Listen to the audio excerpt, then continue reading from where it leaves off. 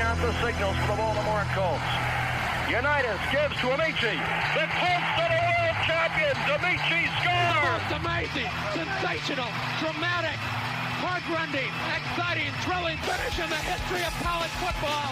California won the big game. 5 seconds left in the game. You believe in miracles? Yes! Unbelievable.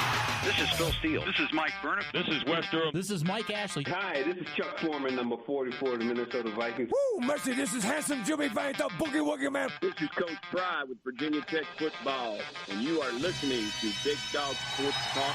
Are you ready to rock? Are you ready to roll? Okay, let's do it. You're in the doghouse with Rick Watson on Big Dog Sports Talk, presented by Pulaski County Sports and Entertainment. Join us in the Family Fencing Studios and chime in on the McClellan Chiropractic chat line. He's keeping cool with help from Little River Heating and Air, but this show is straight fire. And now, the big dog, Rick Watson.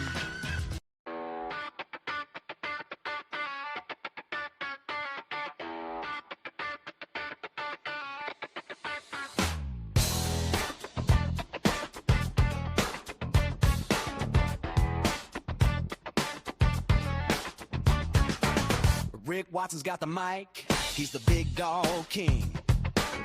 Cover sports so sharp, it's a New River thing. Virginia Tech fire, rapid pride too. Every stat, every play, he's bringing it to you. He's got that voice, deep as a valley, breaking it down, no dilly, no dally. Big dog sports talk, feel the bark.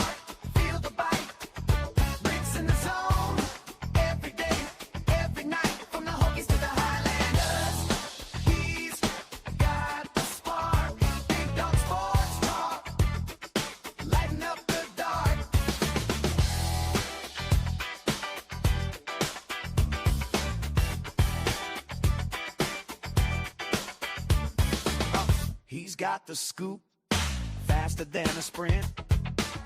Calling plays like a coach, every word's a hint. From the courts to the field. Hey, good morning. How are you? Rick's play by play, worth its weight in gold. It is a Monday here on this program. As we take the time today to honor the great Martin Luther King. Hope everybody's doing well, coming off the divisional round of the NFL. A lot going on we'll have to get into. National championship game tonight. And I don't know, it feels like we've waited so long. Doesn't it kind of feel like college football is already over? Like, the calendar's so screwed up. It shouldn't be played after the division round of the NFL.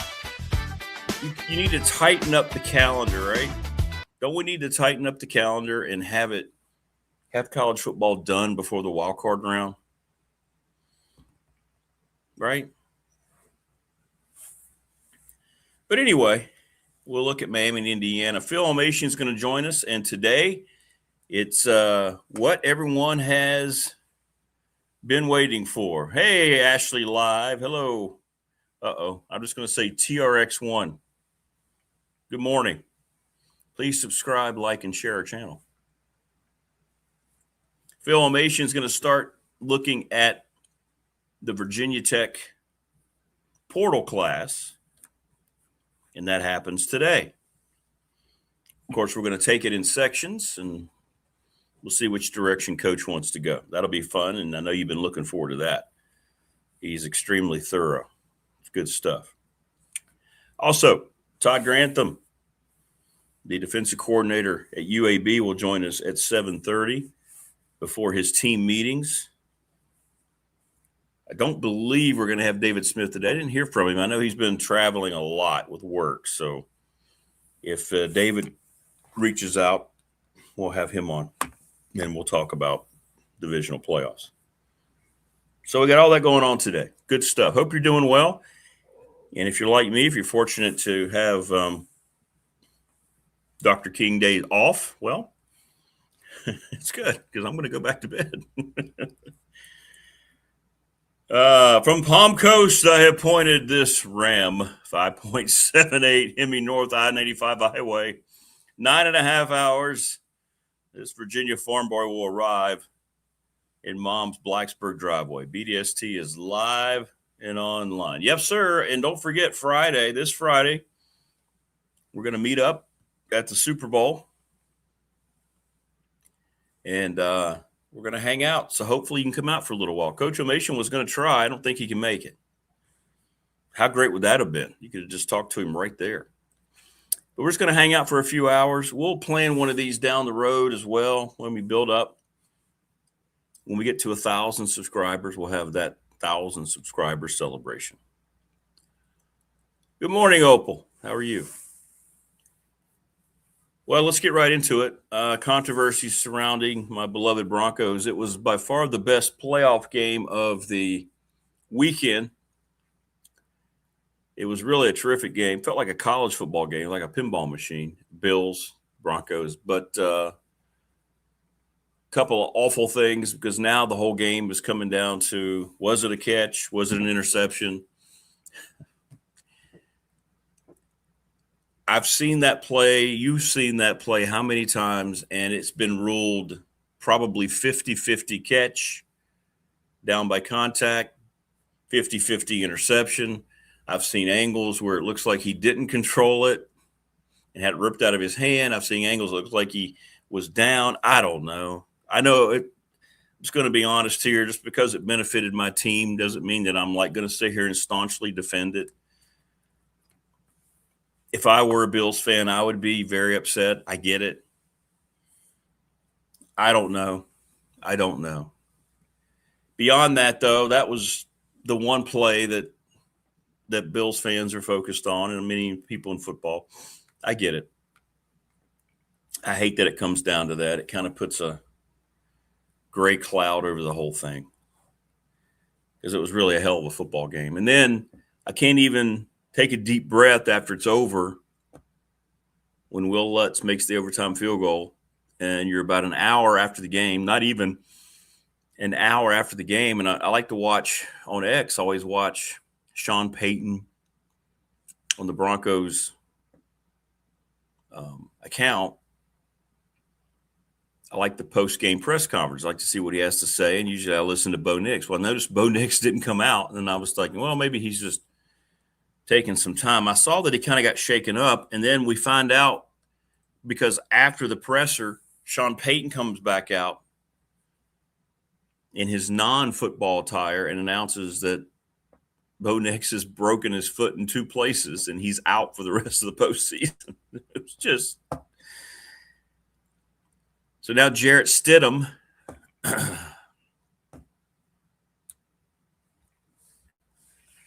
will be the Broncos quarterback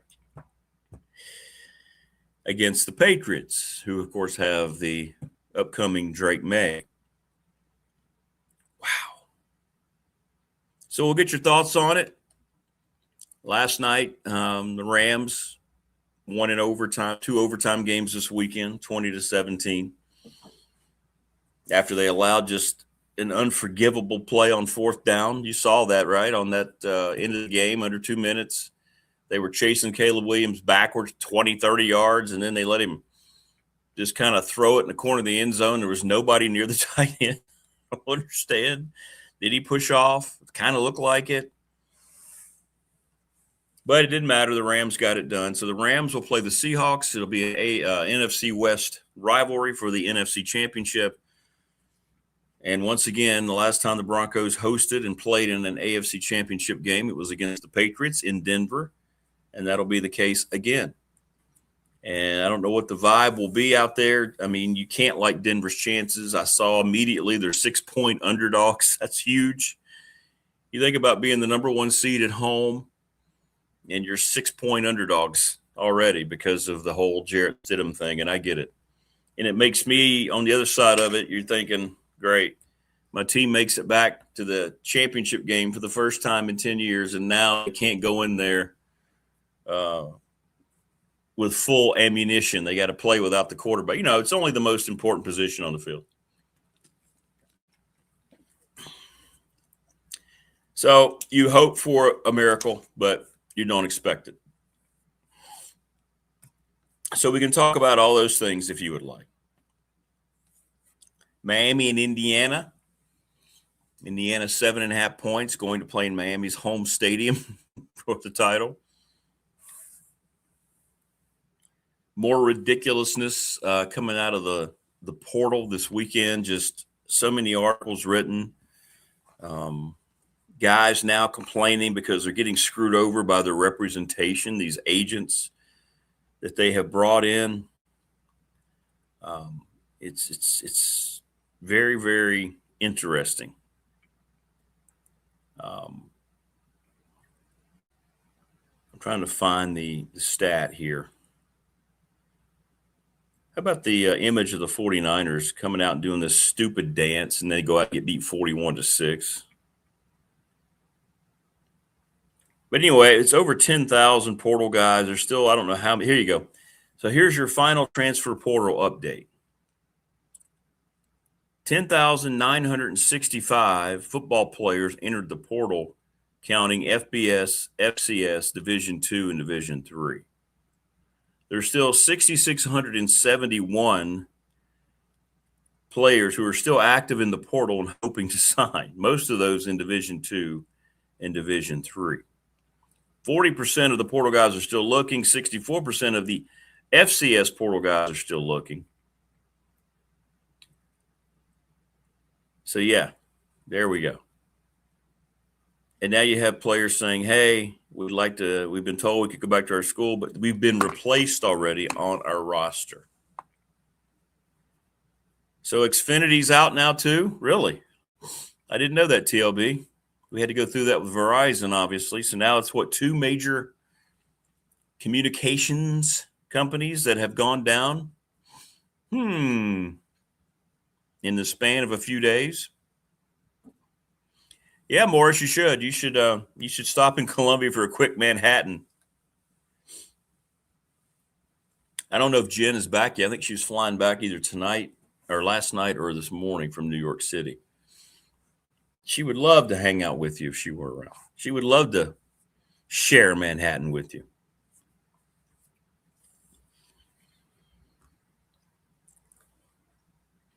So the Big Ten and the SEC, they always say all the commissioners met, but really it's the SEC and the Big Ten. They're trying to figure out the postseason for next year, already having meetings. Looks like it's going to be, I would say, 16 teams. The Big Ten's still pushing for 24, which would be terrible. 16 would be fine. FCS has done that. It's been wonderful.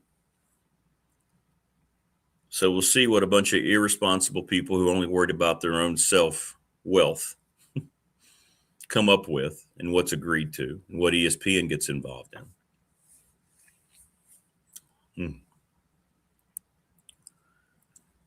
But, yeah, we had a lot of football. Last night's game was close. The weather played a big role in both New England and Chicago. Now, see, this is where I'm torn. I'm a traditionalist. I like grass. I like football being outside. And if the weather comes down a certain way, then you know what? That's part of it. But the New England-Houston game was just an atrocity. Neither team could hang on to the ball.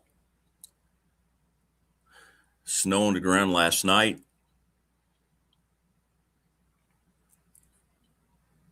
I hate indoor football, especially on plastic. At least in Vegas, the Raiders made their stadium with real grass, so it at least feels like football.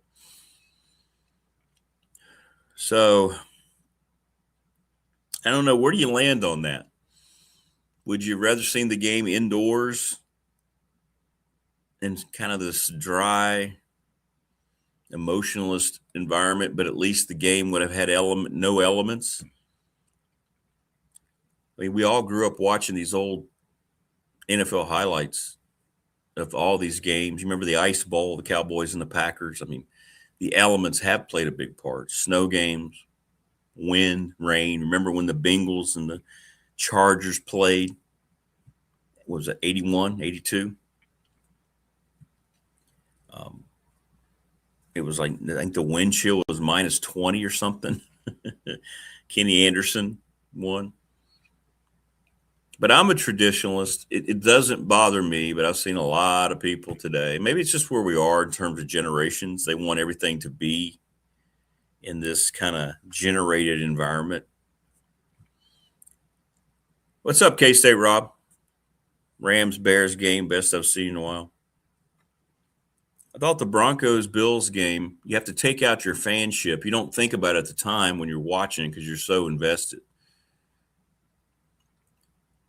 Was one of the best playoff games I've seen in a long time and now you have all the controversy and Bo Nix being out. It's going to be hard for them to beat New England.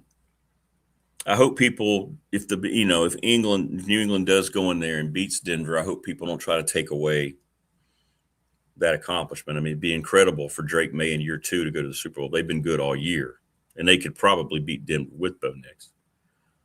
But just terrible. It's just terrible. Just bad, man. Just bad stuff. But I don't know, what's your thoughts about it? What's your thoughts about it? Yeah, there you go. Prometheus, I love the elements. TLB loves a snow game.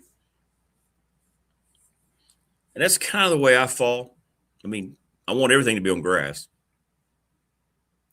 But if you're playing in January, late December, I mean, that's what you got. That's the one thing that I believe has always set football apart, right? It's an elements game. You go out and you play.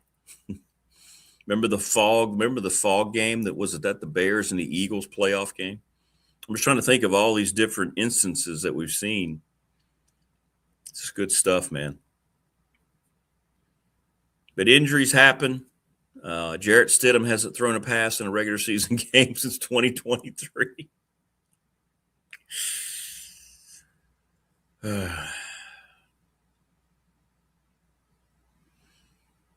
So you can't like their chances, even though they're at home.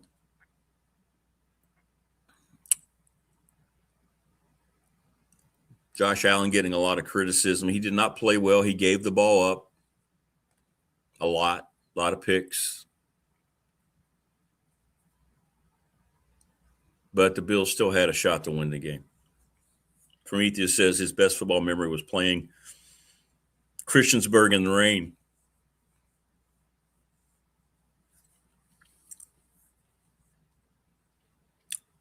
I had some good, I'm trying to think. I didn't really have any rain games that stood out. We had some rain. We didn't have anything major rain-wise. Snow. I never really got to play in a good old-fashioned snowstorm. Traditionally, high school football's done here in Southwest Virginia in November, early to mid-November. And that you don't usually have your heavy snow then. So I don't remember really a snow-encompassed game. Some cold temperatures to be sure, but never really any bad snow games.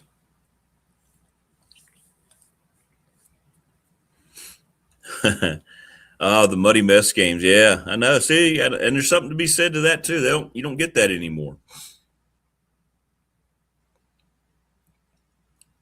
I still remember, and I'm sure you do too, remember when football teams, NFL teams would share stadiums with the baseball teams, and you would have the baseball diamond cut out. Usually it would be in one of the end zones,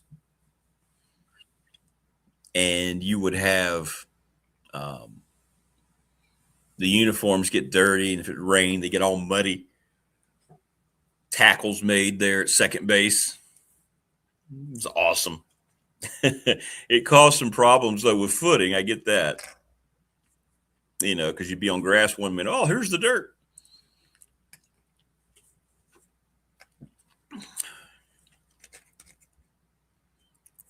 12 degrees. Really, 2007. There you go. Yeah, cold temperature. Amherst at Pulaski. You have a good memory, K-State Rob. Opal says she likes watching a game played on a snowy field. The snow pouring down. That's because you're a snow bunny, Opal. Yeah, and they have to keep the lines clean. Yeah. Where at halftime, they'll go out and they have to spend the entire halftime with the machines so you can see the lines. Or if they can't keep up, they'll just put the electronic lines on the TV screen. Yeah, Coach is still in shorts. Oh, sure he was. Coach never wore pants. He never wore pants.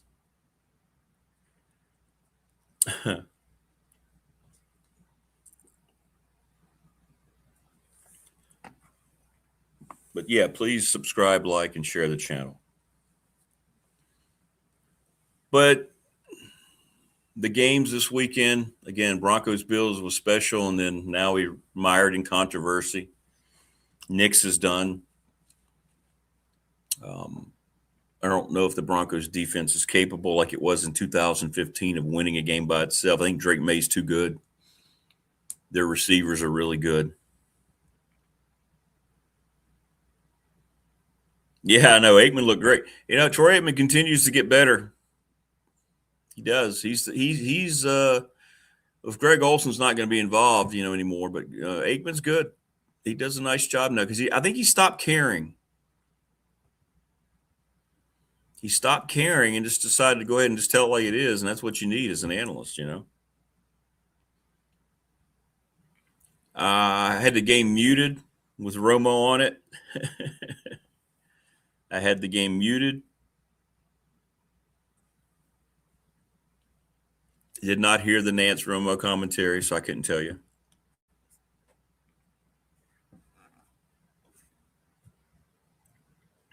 Tirico's always good on the game last night. Always good.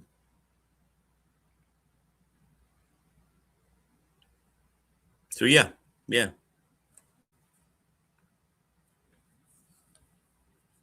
And I don't know. I know it's the college football championship game tonight. I'm just not into it. I don't know.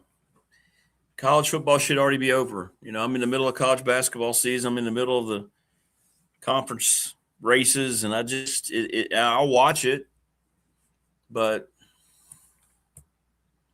it's just way too late. What is today's date? The 19th. We're having a college football national championship on January 19th. Remember when they used to tell us that you just couldn't play football?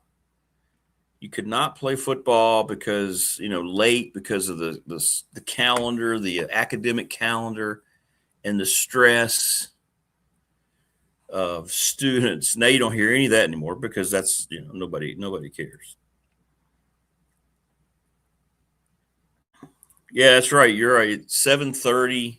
The game should start at 7. At least it's not as late as the NCAA championship game.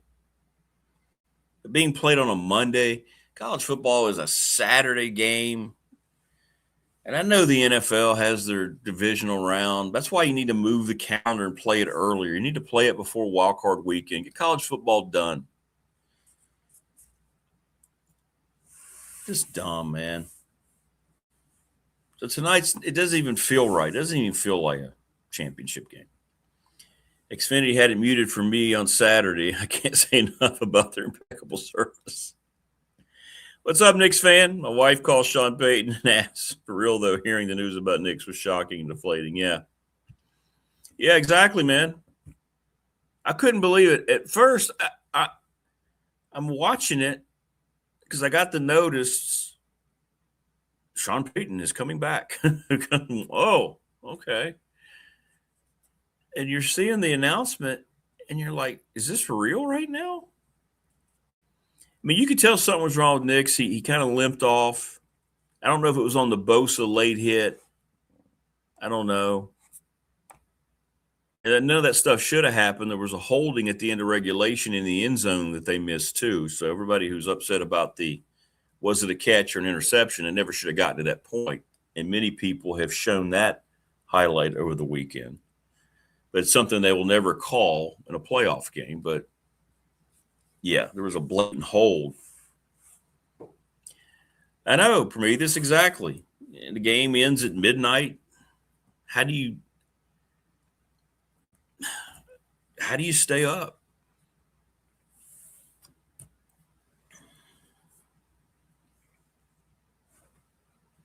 We'll find out from Phil Elmassian what kind of a game he expects tonight amongst what he's going to be talking about with the Tech recruits. I want to say he's going to start with the offense. We'll see. Yeah, very cold. Yeah, Joseph, that's a good point. If the elements are happening and it's warmer or if it's comfortable temperature, you feel better. Being in the cold, hot's bad too, but I'd much rather be hot than cold. Your body doesn't seem to work as well when it's cold. So I'm with you on that. Yeah, the cold. That's why I marvel at the Ice Bowl and what a great game it was back in the day, the Cowboys and the Packers, or that Bengals-Chargers game. Chargers West Coast team had no chance against Cincinnati that day. You marvel when you see the highlights of those games. I mean, the Cowboy game, I think, was like a minus 20-something wind chill, the Ice Bowl. Things were freezing during the game. Nothing would work. The officials couldn't put the whistles in their mouth because of the instant freeze. It's bizarre. Thunder, terrible officiating, remains undefeated in the NFL. The one biggest problem I had about the Broncos play, and again, this benefited my team. Why did they never look at it? I don't believe they did. And correct me if I'm wrong. I'm pretty sure they never went under the hood. There was never a buzz down. I know the coach can't challenge at that point. But why did they never look at it?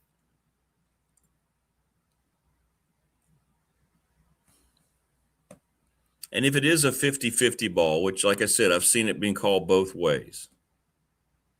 What's up, Shane McNair? Bears loss was so satisfying. You must be a Packers fan, I'm guessing.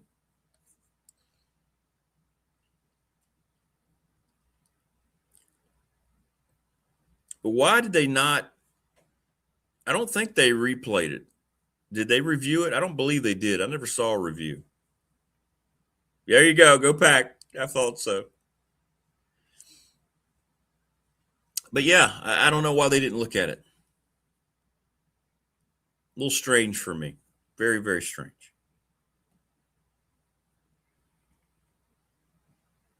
But I've looked at that play so many times this weekend. There'll be times when I look at it and I go, man, that was a catch.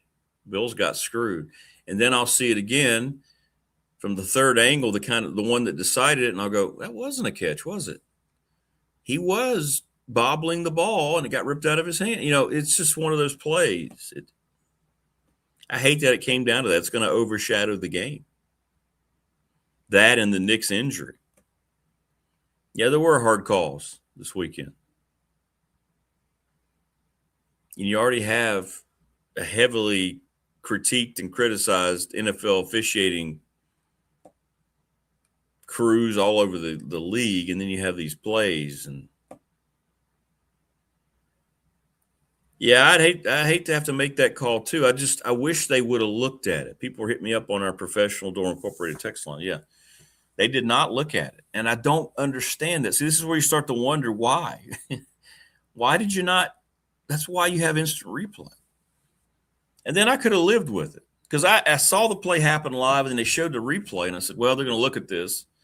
And if they go back and say that it was a catch and they kicked the game-winning field goal, I could have lived with it because that wouldn't have bothered me because I'd been like, okay, well, they looked at it and I could see it one way or the other, right? But they didn't even look at it. You should be able to challenge it anytime as long as you have a timeout, especially in the last 2 minutes. Yeah. Yeah, why?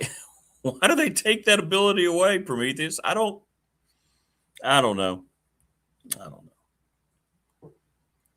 We are in our family fencing studios here on this Martin Luther King holiday. 540-200-8294 at familyfencingnrv.com. McClellan Chiropractic chat line. We love all of you in chat. Thanks to Mark Hundley. You're the best. Mark's probably working today. We are presented each and every day by Pulaski County Sports Entertainment. Thanks to Jonathan Sweet, Tim Miller. Saw Jonathan again Saturday at the Radford game. Charles Lee, Little River Heating and Air, 1095 Radford Street in Christiansburg. Give him a call, 540-553-2971 for all of your heating and air needs. The attorney Ryan Pry in Radford, 701 West Main Street, Trust and Estate Planning. He brings us our BDST fan question of the week. So we have to come up with one by tomorrow. Larry Ramsey, National Bank, got honored. They were the sponsor of our game on Saturday at Radford. They are the exclusive banking partner of this program. 35 years I've been with them. Thanks, Larry. Appreciate everybody at National Bank. Y'all are terrific. Terrific. And I mentioned Professional Door, Travis Williams, residential commercial garage doors, family owned and operated, 38 years in business. The Ready Set Fund with Bob Christ, CRIST, bobchrist11@gmail.com, readysetfund.com. They send out a series of text messages. You can raise money just like that. $4,000 for the Floyd County softball team. If you want a T-shirt, $20. They're shipped $30. Somebody hit me up a couple weeks ago. I got to get with them too. My apologies. Lawson's Mobile Home Supply has been the place to go for manufactured home parts since 1997, located at 300 North Franklin Street in Christiansburg. Give James Lawson a call. And where we are meeting up on Friday at our BDST function at the NRV Super Bowl, they would like to honor Anthony Billups. He had shoulder surgery. It had changed from his right hand to his left hand in bowling. So he's the bowler of the month. So we salute Anthony Billups. That's awesome. I can't bowl in any way, shape, or form. This guy's switching hands, and he's probably bowling 3 times the score that I could. They've leveled up the lanes. They have glow-in-the-dark bowling every Friday and Saturday from 11 to 1. And we appreciate them hosting us. Morris said they were great. And Morris, I don't know how to thank you, by the way, for everything. Organizing this, coming up here for this. And I hope people can come out for a little while and we can just kind of say, hey. Shane says he hopes the Hoosiers can do the right thing tonight or do their thing tonight. Yeah, I'm pulling for them. I am. I'm with you. On the bright side, I think I saw a Panera commercial of the Patriots-Texas game.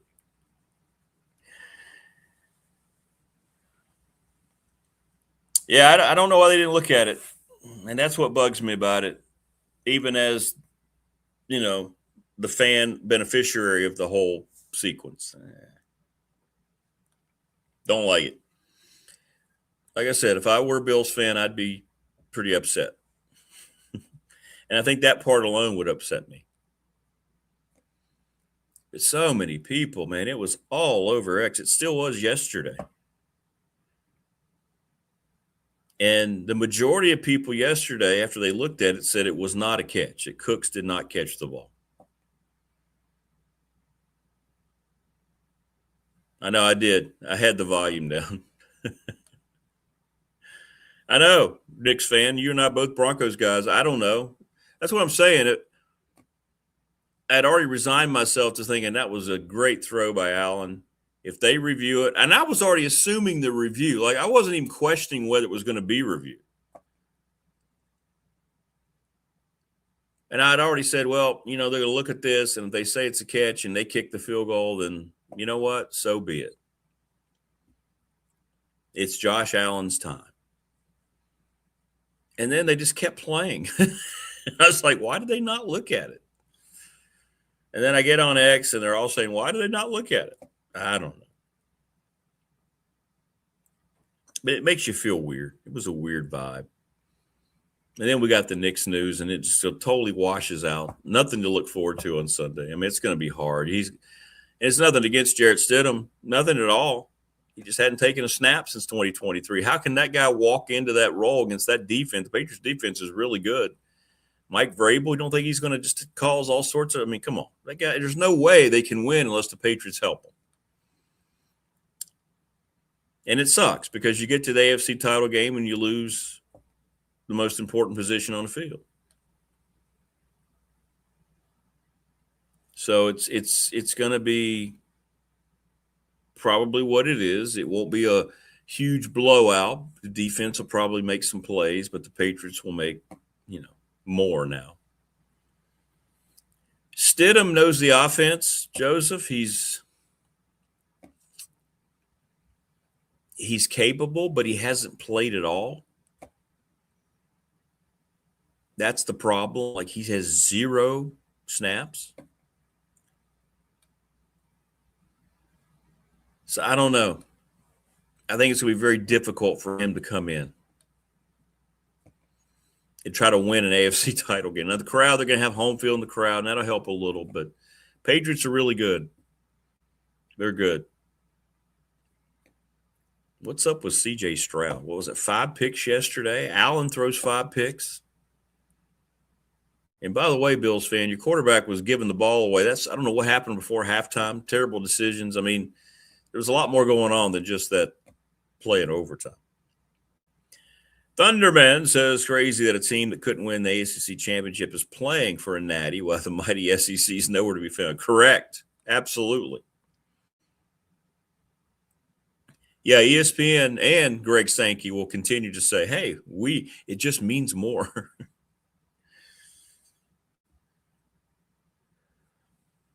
Oh, that's right. The targeting call. He'll have to miss the first half tonight, won't he? You're right. Forgot about that. That's a stupid rule.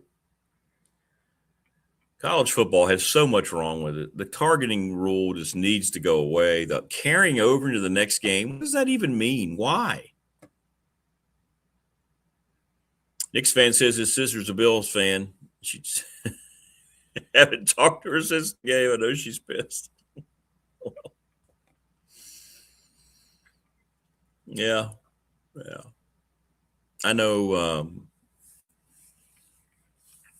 Let's see. I know one really good Bills fan, our former baseball coach at Radford, Joe Rakuya. And like I say, I get it. I'd be the Phil same way, 100%. How long since Elway threw a pass can we call him in? But yeah, Jarrett Stidham gets to play for an AFC championship. Ooh. God, only my team. It can only happen to me and my team. Because you're sitting there and you're just like, wow, got the win, man. What a great. And then what? He did what? He's out for how long?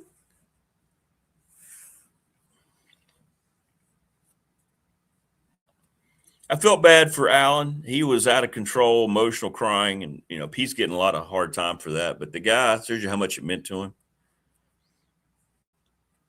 Felt like he let his team down. He didn't play well. The realness of that to me is refreshing in today's professional sports.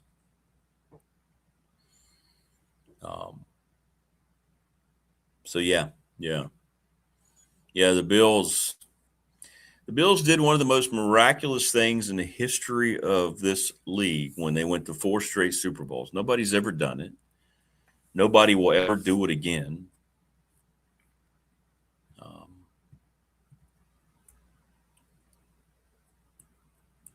And they lost all 4.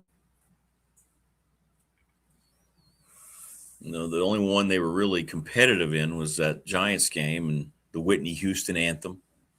Wide right. So anyway,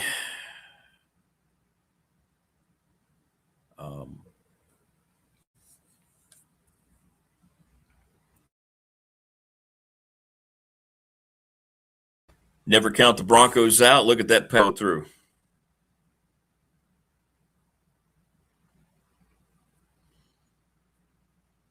I got you, David.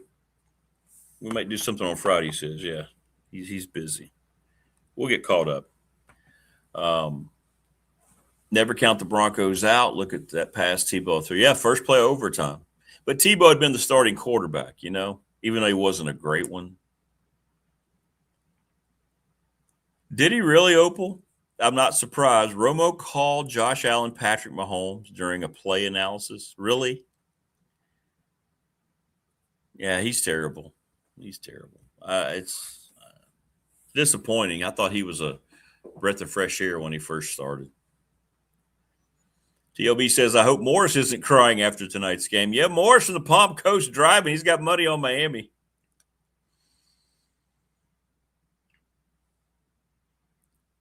It just feels like Indiana's not going to get trapped in the hype. Signetti addressed that yesterday. He says there's so much noise. He says this is the next game. Everybody is generating so much attention to us now. We have to be very, very careful. He's trying to make every concession here. I mean, they've earned the attention. They've earned all the things they're getting, but he's very conscious of this whole thing, which is cool.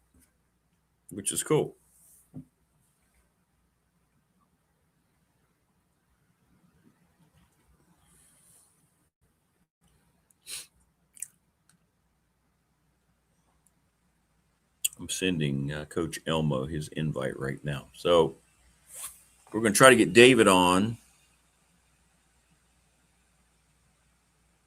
Did that not send? Why did that not send? There we go.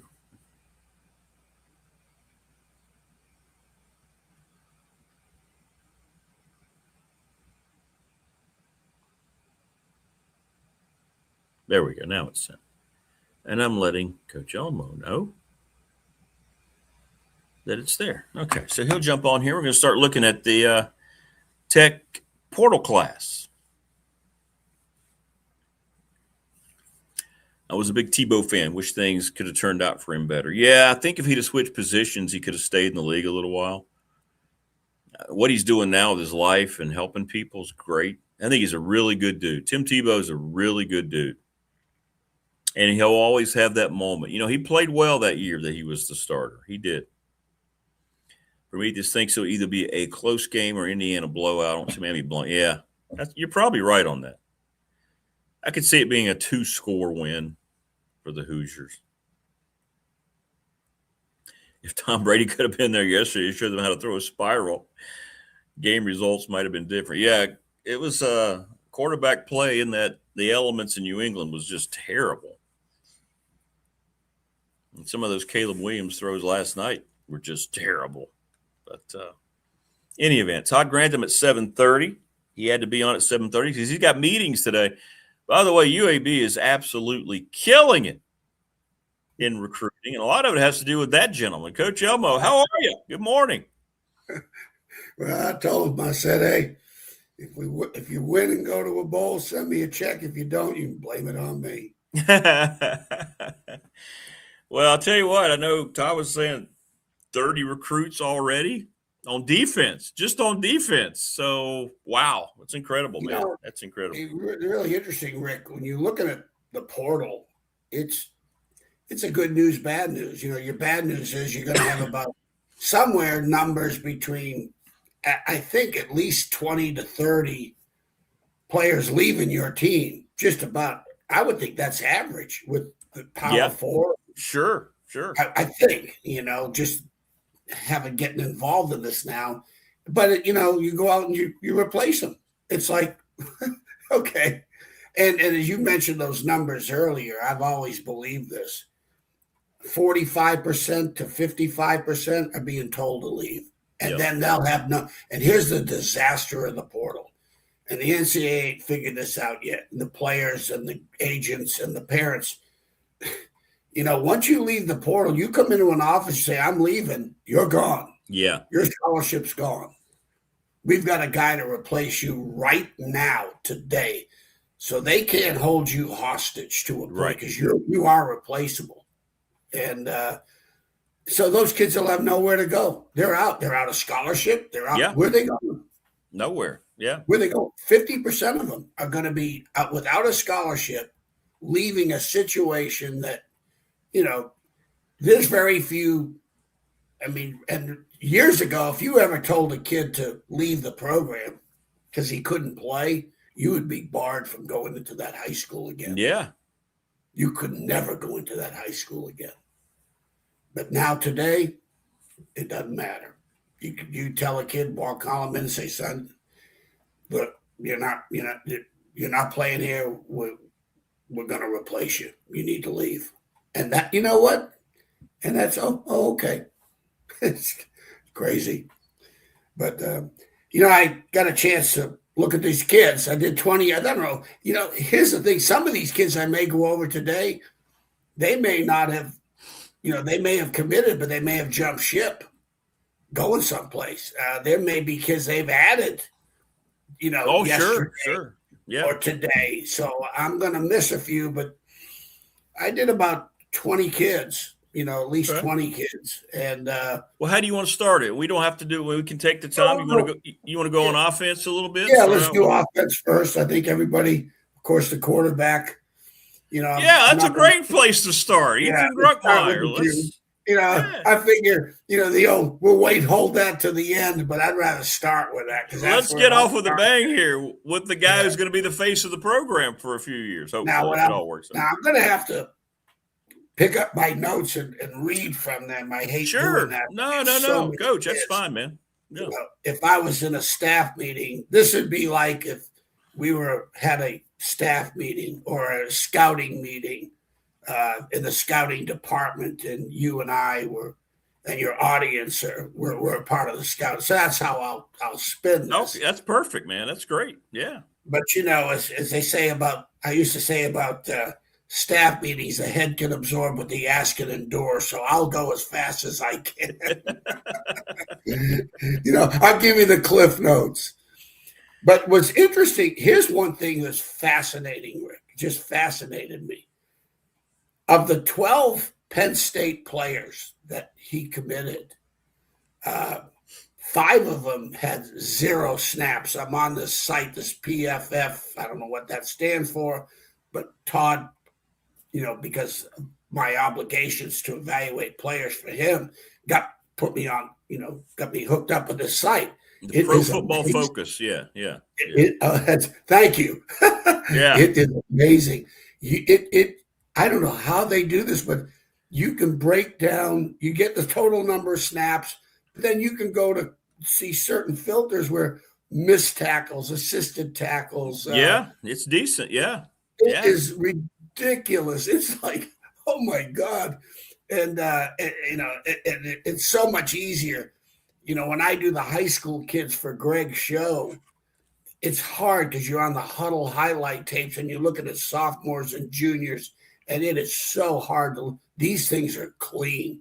You get a absolute true eval, at least allowing your eyes to, because you got end zone wide copies. It's really cool. But here's the deal: they've had 5 of the 12 kids with 0 snaps. They were I'm assuming they were redshirted. 5 of them. 5 of them had 17 to 31 snaps, and a lot of them were played in the first 3 games. I guess there's a certain number of games that you can play until you're redshirt. So they were a part of that. So that's 10 out of 12 kids that I'm assuming that they were redshirting, that they had not taken snaps for Penn State, or if they had, they were very limited. And so I ended up, when I did the limited snaps, like anything with between 17 and 30, I just did a physical eval. It was hard to do. You can't get, couldn't get a feel for it, like there was one player that played in all 11 games that I'm assuming was a 2029, and I'm assuming that means they were either freshmen or red shirts, whatever, but they were freshmen. he played nickelback, and he was a nickel and played in all 11 games. And then the quarterback started in 7 games, and we'll start with him. But I thought that was kind of fascinating. I thought the younger players, it was the freshman kids that left the program to come play for him at Virginia Tech, because they're not going to play for Virginia Tech. They're going to play for him. Yeah. Okay. I mean, if he wasn't there, I don't think Virginia Tech's get these kids. I don't think. No. But Ethan Gronkmeyer, that's everybody's, the waiting on pins and needles to see what this young man, when he was going to officially commit. Here's what I did. I was fortunate enough to call Phil Parker, the D coordinator at Iowa. We are very, very good, close professional friends. He's a good one. He's a good one. 27 years coordinating for the last, 10 or 15. But I've gone to Iowa twice to visit. We have a very unique relationship. And I called him about this youngster. He's D coordinator at Iowa. And I, and basically asked him how he would, my assessment, would he have agreed with it from seeing him live, in person and breaking him down. He had 459 snaps. He started the last 7 games. And the first 6 games, he only had 28 snaps. If some of your viewers, if they could tell me, was he injured? Was he benched? I don't know. He played a lot of snaps in the opener in Nevada. He had 22, but then only had 28 total snaps in the first 6 games, with 22 of them come in Nevada. Then all of a sudden, bingo, he's a starter. He has a 7-game start. 4 wins, 3 losses as he went. I'd like to have seen it. Anytime you're looking at quarterbacks, you'd like to at least get a full year of starting, or at least 2 years of starting. So this is not as many starts as I would like to have seen as a quarterback. But as a run in the run game with him, let's start with the running game. He's very competitive. He'll scramble for competitive yards. He's probably 4'8", 4'9" kid. They're not going to have a lot of design. The offenses you've seen in the last 3 years, that you're not going to see. There's not going to be a bunch of designed runs other than maybe quarterback draws in the red zone, which he had done. When they got into the 15 to the goal line, there were quarterback draws, and that was about it. Good ball handler. Does a great job with the play action pass, very disciplined with his ball handling. I think as far as throwing the football, now this is a young talent. So hopefully you're not having, at least I'm not having the same conversations about him between, now and next year. Next year at this time, you hope that the conversations are improvement in the areas that I saw. Now, let me say this too, Rick. What do I know about quarterbacking? Well, my first 6 years, I coached them and ruined every one of them.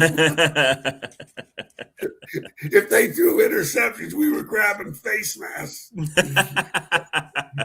Not a whole lot for the confidence. You know what I mean? Hey, sure, so I figured, I get it. That's it. I'm going to go coach defense. But I've had coached against some of the greatest quarterbacks to play in the game between the 80s and 90s and 2000 years, from Peyton Manning to Drew Brees to Tom Brady, all the way back to Bernie Kosar. So I think I know what they're supposed to look like. You do. I think you've got a little qualification. Yeah. At least from a credibility standpoint. Here's what he has. From a passing standpoint, he's got a real quick delivery. That ball very rarely does it go under the belt buckle. It's from the numbers, and that ball, when he flips it out there, it's numbers and it's gone. So it's fast. He's got very quick. He's a one-piece thrower. He's not what I call a two-piece thrower, where it's lower body, then upper body, or upper body and no lower body. The uppers and the lowers work together on the throw in terms of mechanics. The only thing I see about him right now, whether that's the offense he's running or the kid, he's a non-rhythm thrower. It's nothing about rhythm. There's two kinds of passing. Example, Sequels at Virginia was a rhythm throw guy. Okay. We had a horizontal stretch game where now it's 1, 2, 3, but throw, and you're on the clock, and it's got to come out.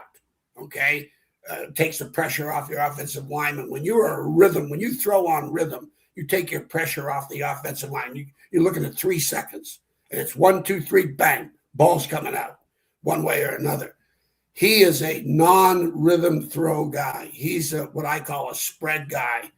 Could he be a West Coast guy? Could he be a Sequels? Or is he going to be a Sean Moore? Sean Moore, when transitioned from Sequels to Sean Moore at Virginia, we went from a horizontal passing game to a vertical pass game. Okay. And basically it's called monkey in the middle. It's okay. Linebackers deep, throw it short. Linebackers short, throw it deep.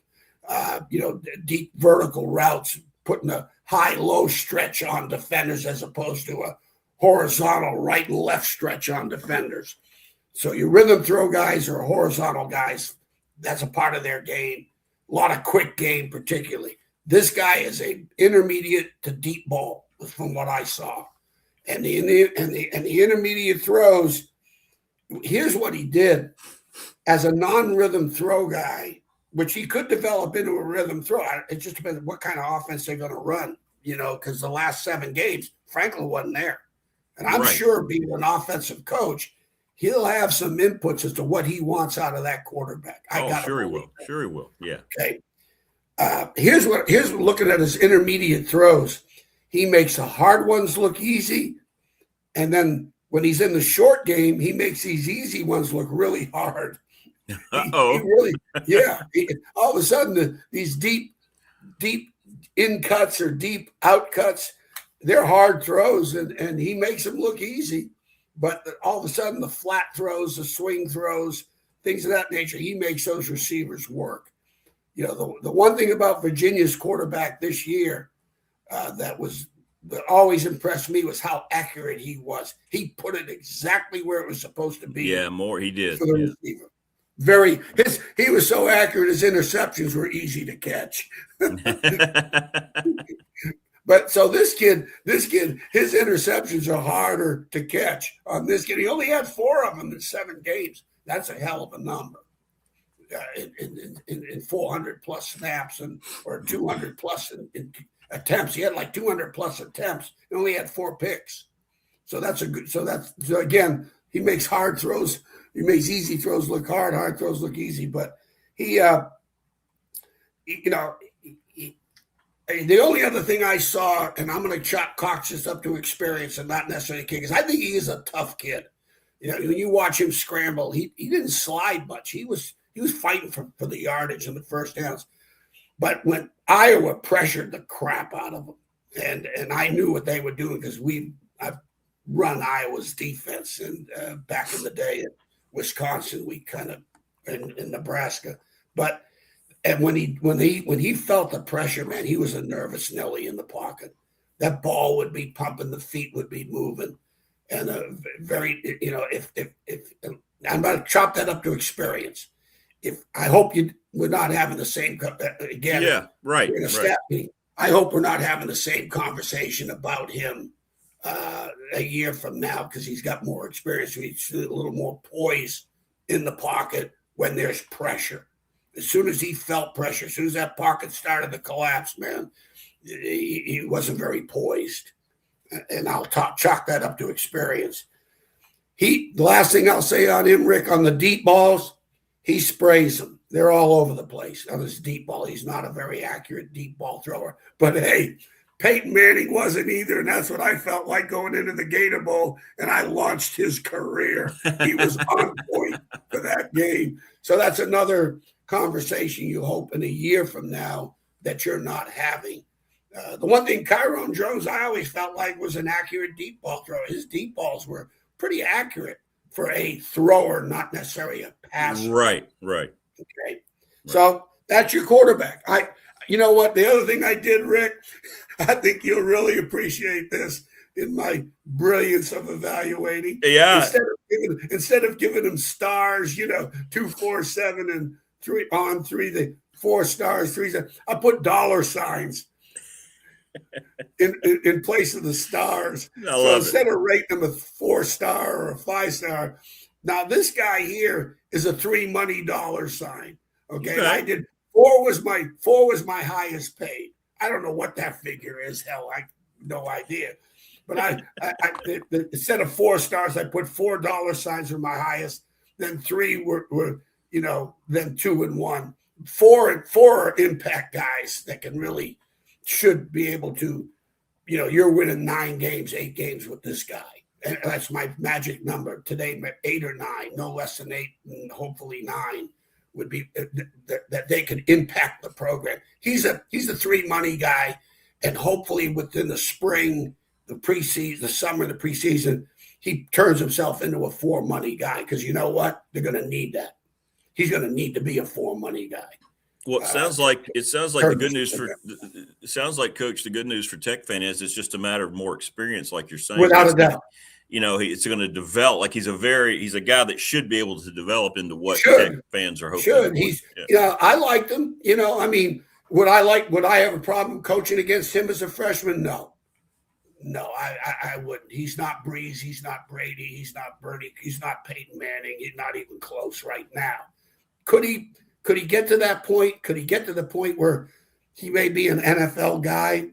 Could he be Brock Purdy? Who knows? He's not Byron Leftwich, I can tell you that, throwing the ball. Right. That's another quarterback that I saw every day in practice. Okay. So, but he'll give you a chance, and I think he'd be fun to coach. He's just got to, I do think you got to give him more balance in the passing attack from a coaching perspective. It's either, there's flat throws and swing passes and things of that nature to the tight ends, but it was a lot of intermediate and deep ball, but a lot of intermediate passes, which puts a strain. That's a lot of strain on the protection. So, you mentioned that he gets you can kind of see visibly how nervous he's a nervous Nelly with pressure. How are his feet overall in the pocket? Good. Or when that's a great question, Rick. That's a great question. That's another bullet point I had. He's good in the pocket. He's like Brady to a point where I always said they talk about Brady's athleticism. It's like talking about Larry Bird's athleticism. Okay, until you coach against Brady, he is a very good athlete. Exactly. Bird can't jump, Bird can't do this, but he can't do, all he can do is go beat your ass. Yeah, absolutely. And Brady was the same way because they are athletes. Okay. And this kid's athletic in the pocket. That's the good news. The bad news is that athleticism in the pocket starts to show panic when he's pressured. He's not a coward. He's not afraid. He's not a kid that, let's pressure him and he'll quit on you. He fought for him. Fought really not a very good football. When I watch them totally, to be ranked number 2 in the country, I think that's because of the uniform. Yeah, that's an 8-win team. Yeah, at best. From what I saw, they won 7. So yeah, and they won 7. But I say 8 and 9. I don't see that. I don't see that being a playoff team from the teams I've seen. Okay, so that's my quarterback deal. He did play well against Indiana, right? That was one thing. He did. Oh no, they were in. He played well against Iowa. I say, these were, the game. Ohio State. They wasn't like the first quarter. They're getting blown away. It wasn't like ODU versus Virginia Tech. There wasn't any of that. So and all this, because I did watch quite a few of his games to get a feel for it. But that's the deal there. The other quarterback is that Bryce Parker from UNC. Yeah. And he's a redshirt guy. I put him as a 2 money guy. Because I don't know. He didn't play. I saw they did have a practice scrimmage on him where they had the jersey on him so you couldn't touch him. So you don't know anything about his poise, composure. Typical spread quarterback. Now, he was supposed to be the next Drake May. Okay, that's what he was supposed to be, like the top kid coming out of North Carolina, the guy. And let me tell you, the quarterback at Carolina that they played with, Yeah. I'd make a living off of him. Yeah, that's what. There's a reason why they had to lose it. And he got himself in the portal. I wouldn't have touched him. This kid, why he didn't beat him out as a freshman, beyond me. So who knows? He may be back in the portal next year. Who knows? Yeah. Okay. Because I'll talk about the freshmen they're bringing in from California later on. We'll finish up with that. Okay. Okay. Which is very positive. All right. The next guy, running back, Bill Davis from Lafayette. I don't know. I'm going to start with this, Rick. All right. He looks like he's 5'8". He's 5'9", 225. Good thick lowers, kind of like a Barry Sanders, Bashan Tootin type physique. Short strider, strong lowers, very quick. His foot speed, it's like a crab, man. He's got great foot speed, and he does a great job protecting the ball. I mean, you can watch ball games. We call it high and tight, where the nose points up. We call it to the football gods. Point the nose to the football gods. Yeah. Keep it high and tight. And he's very consistent with that. So he's not a fumbler, as I saw it. Now, he's not Bashan Tootin. No. He is not. No. Trust me. Bashan Tootin, the very first 2 or 3 games I saw him, this is 3 years ago. I think it was 3 years ago. I told Greg Roberts, I said, I'm drafting him if I'm in the NFL. And you were right. And you were right. Oh, I hate it when I'm right.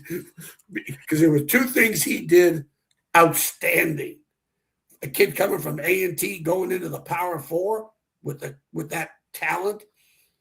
He could pass protect as good as you could want to have, because he put his face right in the fan. He would stone guys, linebackers, DBs. He would stone them. He'd stop their feet, and he could catch the crap out of the football. He's a hell of a. You could have lined him wide and have him run routes, and he was a natural receiving skills.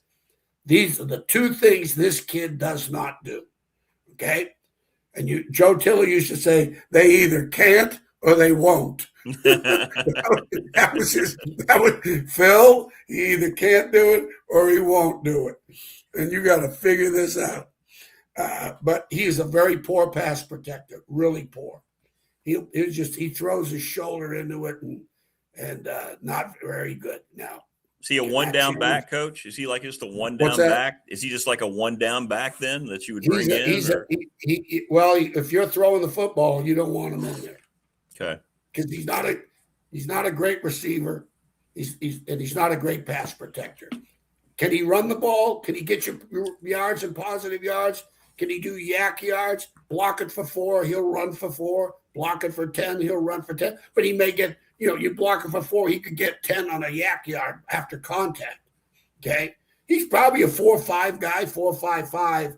I gave him $1 sign because let me say this to you. I think Overton and Hawkins, Marcellus Hawkins is back, isn't he? I think. Yes, he is. Yes, he is. That was huge. To me, those 2, he's the 3rd back compared to those 2. Yeah. Well, I don't know why you'd go to the portal.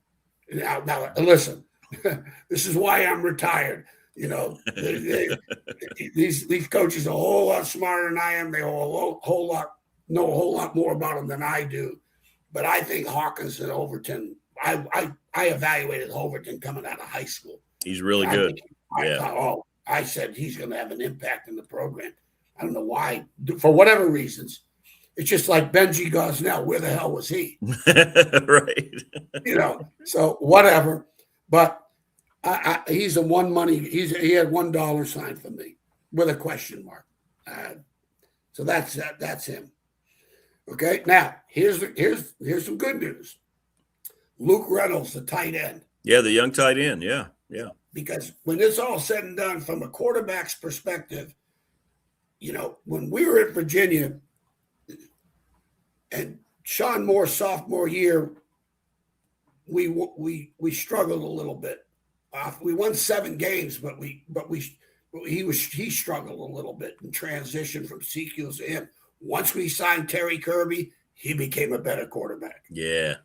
Okay. And we had a tight end named Bruce McGonigal, who was an all ACC kid, heck of a player. So when you have a great tight end, that's the X factor. It is. A defensive coordinator's nightmare is a great tight end. Trust me, not the great wideout. You can double the great wideout or match your corner up against it. But a tight end, look at last night's game when that tight end made that catch. They got what they wanted. Right. They got the tight end on a small corner. And he's covering him. But then all of a sudden you see this great separation. You know why? The mass, whether it's a push-off or not, they had a hard time. So that's why I went in this area. You got quarterback, then you go to running back. But I think between Overton and Hawkins, they've got good backs to help the quarterback become better. Okay, and a great tight end. I think the tight end is Luke Reynolds. Now, he's a 2028 guy. He started in all 11 games. He's not started. He played in all 11 games. Okay. They had two other tight ends. I don't know their names, number 87 and 16. They were the 1 and 2 tight end. He was the third guy, which they used him a lot. He probably averaged about 30 snaps a game. The 87, I think he's an NFL prospect. Yeah, I think 60, he is too. Yeah. I don't know who he is or his name, but boy, he's a wild guy. You know, I'd like to see Franklin would love to have taken him. He's a 4 money guy to me. The 87, 16 is a 3 to 4 money guy. I think so. 87, I put him as a 3 money guy, and here's the deal: they didn't use him. He's a good athlete. He's very rarely is he creating what we call the 3-man surface, where he's lined up on the line next to the offensive tackle. You know, he's not going to block big defensive ends one-on-one. He'd get a little ragdolled on that, but he's in the wing, he's in the slots, he's flexed out. In his alignments, when he's playing against Iowa and he has to block linebackers, he gets ragdolled sometimes, and I think that's because he needs added strength. He's only 250 pounds. I say only. He's 6'4", but he looks like he plays at 235 on the run, if that makes sense to you. Oh, wow. Yeah. But he can develop. He'll develop into a good run blocker, more consistent run blocker, which he's going to need to do. But 87 and 16 were much better blockers than he is. That's why he's the third tight end. Okay. I'd say if he was in the game, they're probably throwing the football or running some type of perimeter plays. Okay. Now, he had 26 reception. He has good athletic ability. What he does really well, he can track the ball. He's got excellent hands, good hands, and he can track the ball. He can torque that body and adjust to wherever the ball is. I don't know if he's a split him out wide and throw the fade to beat a mismatch on a corner. I don't know if he's one of those guys like a Gronkowski or the kid at the 49ers from Iowa. I don't know if he's that, but I'll tell you, he can catch in traffic. He's a tough guy. He is good, like I said, good hands, good adjustment to the ball, and he's a good route runner. Runs good routes. So, but you know what? Again, I may be wrong on this one, probably am, but Benji Gosnell. They already got him. So you get another Benji Gosnell. Let's have two of them. Good. Yeah, that's good. Yeah. And again, I may be wrong, probably am, but if I'm in a scouting meeting in the NFL, I'm taking Benji Gosnell. Now, he may be the last player taken in the draft. I have no idea, but I'm going to get him in camp. I may cut him in a day or two. I don't know. Yeah, right. Let me tell you what, he's coming to camp because Benji Gosnell is a first down maker. He'll make first downs for you if you throw him the football. And I think this kid can be the same thing for them. So, and I'm sure they'll use him better than they'd use Benji. So is he a 3 or 4 money guy? Is he a 4 money guy? What do you like? like? A 3 money guy. 3 money guy? Yeah, he's young still. Yeah. And yeah, he's young. And in a year's time, he should be able to come in and demand more. their contracts are not, they don't have the 3-year signing deals like the NFL rookie contracts. Okay. So he can come in there and say, hey, by the way, I want to be a 4 money guy with his agent. Yeah. Okay.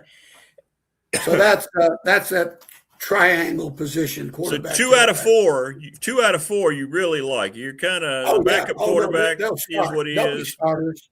They'll be starters. It'll be interesting to see if the tight end's better than Benji. If he can beat him out. Okay. It'd be interesting to see that. They're both looking at what Franklin does on offense, which I like. I like his offense. It's a little bit of old school. It's going to be like you saw in the NFL, which you're seeing more of because everyone's playing more nickel because of the spread. Multiple tight ends. 2 and 3 tight ends. Tom Coughlin was huge with that with Boston College when I was at Virginia Tech and Syracuse. Huge. And it caused problems, if you got good ones. Now, here's the next kid, which is real interesting. Interesting story. Matt Henderson. He's from Powhatan, Virginia. A tight end. 2029. He definitely redshirted. The PFF had no snaps on him. Okay. Now, this is an interesting story. A good friend of mine, Jeff Hansen, who I coached with at Richmond back in the 80s. And Jeff Hansen is as good an evaluator of talent as I've been around, as good as I've been around. And to this day, if they ain't worth a crap, he'll tell you. Penn State coaches, you got a buddy on the staff up there, don't know who it was, called him up. He's living in Richmond. He's retired. He said, Jeff, could you do me a favor? We got a tape on this kid that's 6'5", 245, probably about 230 in high school, from Powhatan, right on the James River, off the beaten path. No one's offered him. So Jeff went down and watched him play, called him up and said, you better take him. He's a hell of a player. They offered him. Now, he had not had a Virginia or a Virginia Tech offer. They offered him. And now Virginia Tech jumped in on it. Hey, his 2-star went to a 3-stars. When Penn State offered, jumped probably up to a 4-star. Virginia Tech's trying to get back in on him. And they said my buddy told me, Pry made a run at it, but the kid ended up going to Penn State. When Franklin got this job, he was the first kid that came to my mind. I said, I will bet $100 he's going back to Virginia Tech. $100. Because he almost pulled that trigger for Virginia Tech, but he felt, Penn State offered. So for him, I gave him a $2 money sign on potential. I'm gonna give him $2 money sign, and he's either going to go to $3 or I may eliminate one of the $1 money signs and cut his ass and put him back in the portal. What you can do today. Is that amazing? You hear what I just said? Yeah. You can have that kind of, you can have the same conversation with the kid and not even flinch. Sorry. Hey, that's why don't call the kids by their name. Don't get too friendly with them. No. Buddy Ryan always called them their numbers. That's right. Buddy Ryan, he never called their names because he goes, hey, I may have to cut this guy. Well, that's a great point, though. You've got all these guys. Let's say Reynolds is a superstar, right? Let's say Henderson. They could immediately just say, hey, this is cool, man. Ooh, look at the money that school. This is what makes it all so frustrating right now. It's just, listen. The tight end his exit meeting with Franklin could be. By the way, I got $100,000 more, or $50,000 more, or better yet, Franklin, are you happy with your NIL? Well, the coach, my agent said I can go 100. Okay, let me see what I can do. There you go. You're going to get a raise. That's a conversation. Okay. Sure it is. Yeah. Not to digress. Now so that's the other tight end. But I'm going off of my buddy. I never seen him, but I trust my buddy, so that eval more than anybody. Now the next kid is a 3 money guy. I gave him a 3 money guy. He should start. I'd be shocked if he's not starting. The kid from Louisiana Tech, Marlon Jackson. I really liked him. Was he cornerback? What is he? He's a wide receiver. Wide receiver, okay. wide receiver from Louisiana Tech. Okay. I really liked him. When we played Michigan in the Alamo Bowl, when I was at Nebraska, they had a receiver. His last name was Avant. I can't remember his first name. And he played in the league. I think he played in the league. Yeah, he did. I can't think of it. Yeah. I can't remember his first name. But when we were preparing for him for the Alamo Bowl, I went, Jesus. He was one receiver that he attacked the ball when he was catching it. It wasn't like he could just catch the ball. He attacked it with his hands. It was like a vice grip on the football. You were not knocking it out. He got his hands on the ball. And this kid's the same thing. He attacks the ball with his hands. The first thing you want to look at as a wideout, are they trappers or are they hands catchers? If they're trappers, I'm very careful. I'm very leery of that. They're probably going to end up being DBs if they're trappers. Well, that's right. Okay. But if they're hands catchers, and that's what this kid is. He can adjust to the ball. He's got a great burst at the end of that route. He's at his top end speed out of the cut. When he comes out of that cut, man, it's so fast in that top end speed. I think he's a Z receiver, slot receiver, move guy. A lot of people will put him with places where they can't get press man coverage, because press man is a weapon for you as a defensive coach, because you're taking time off the clock is what you're doing in terms of route disruption. But he's a 3 money guy. He'll start. He's a 3 money guy that can turn himself into a 4 money guy. I don't know if they've had he's much better than the Green kid as a wideout, not even close. Really? Not even close. Talent wise, from what I saw. Talent wise, okay. And maybe that's not fair, Rick. None of this that compare. Well, no, I mean, just what you saw. I mean, no, it's great. Just what I see. Okay. Here's the next guy is a 4 money guy. Okay. He's got 4 money signs. Oh, he's got 4 already. This is going to be good. Money. I think I know who this might be then. See, isn't this fun? You can have this conversation about a kid. I know. Well, yeah, I like the money signs. I hated the stars, but the money signs, now we're talking about real. Now we're real. Now we're real. We got money on the line, right? Money talks, bullshit walks. Here we go. The Quayshawn Brown from Duke. Oh, the Duke kid. Yep. He's as comparable. He's not number 10 from Miami, but he ain't far behind now in terms of, there's a reason why Duke won that many games, or they were in that championship, and he is one of them. And if he could, I'd have him punt returning and kickoff returning too, is what I would do. But what number 10 is to Miami, he was to Duke and will be for Virginia Tech from what I saw.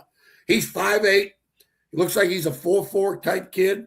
Had 67 receptions for 858 yards, second leading receiver at Duke, and they were a passing team. Got strong lowers. He's only 165, but he looks like he's 185 from the waist down. It's not like he's not skinny.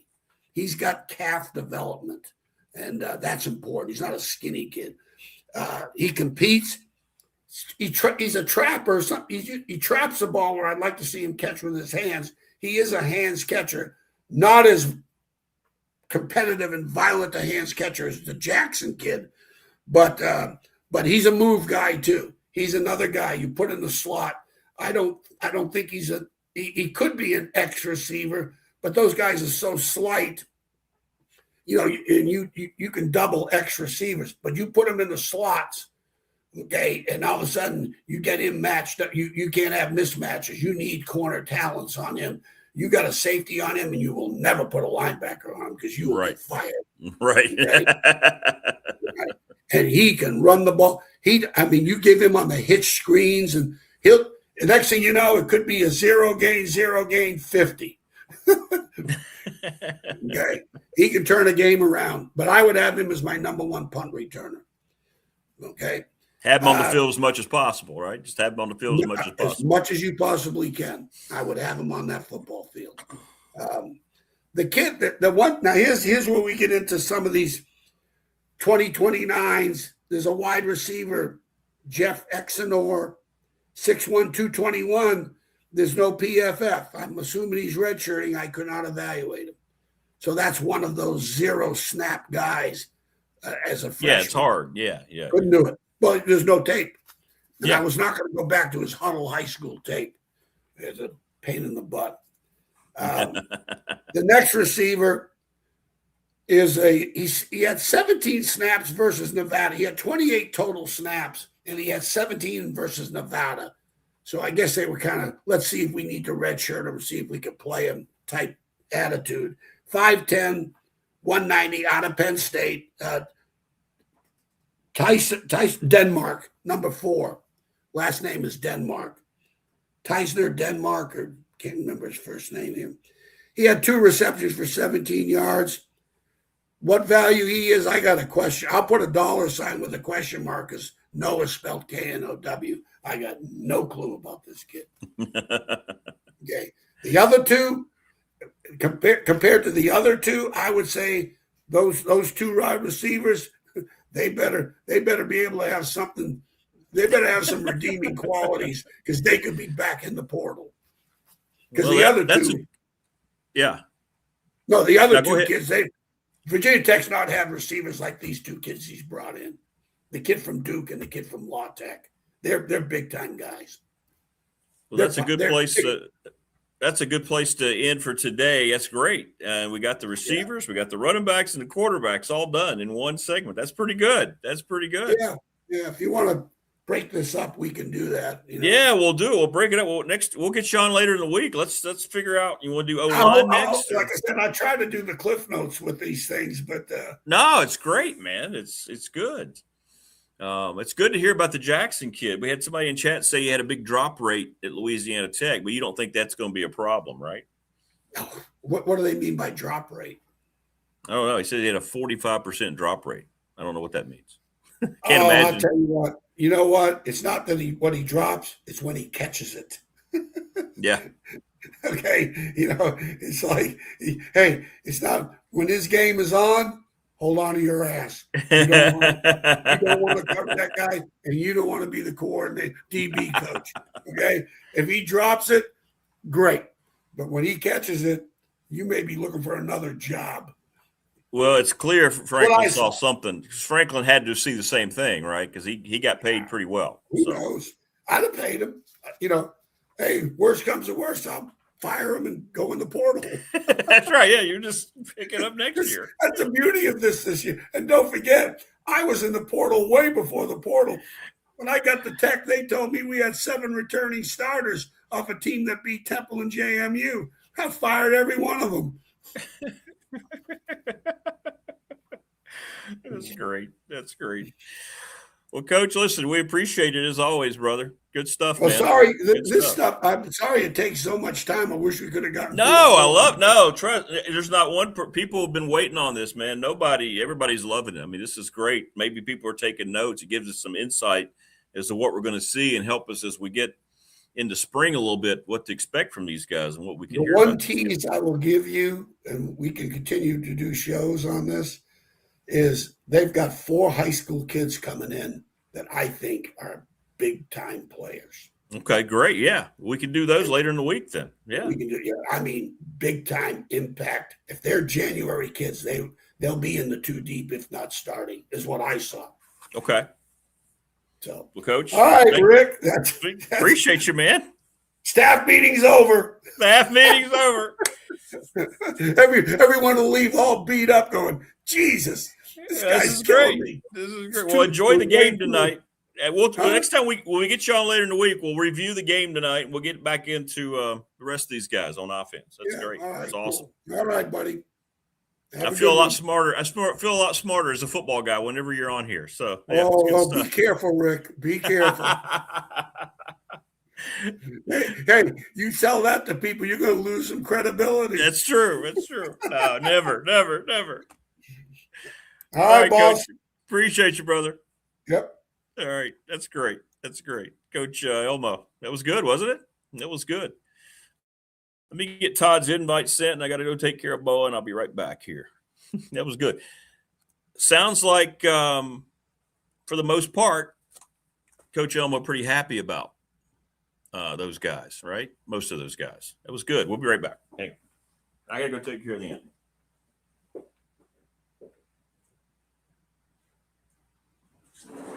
Everybody.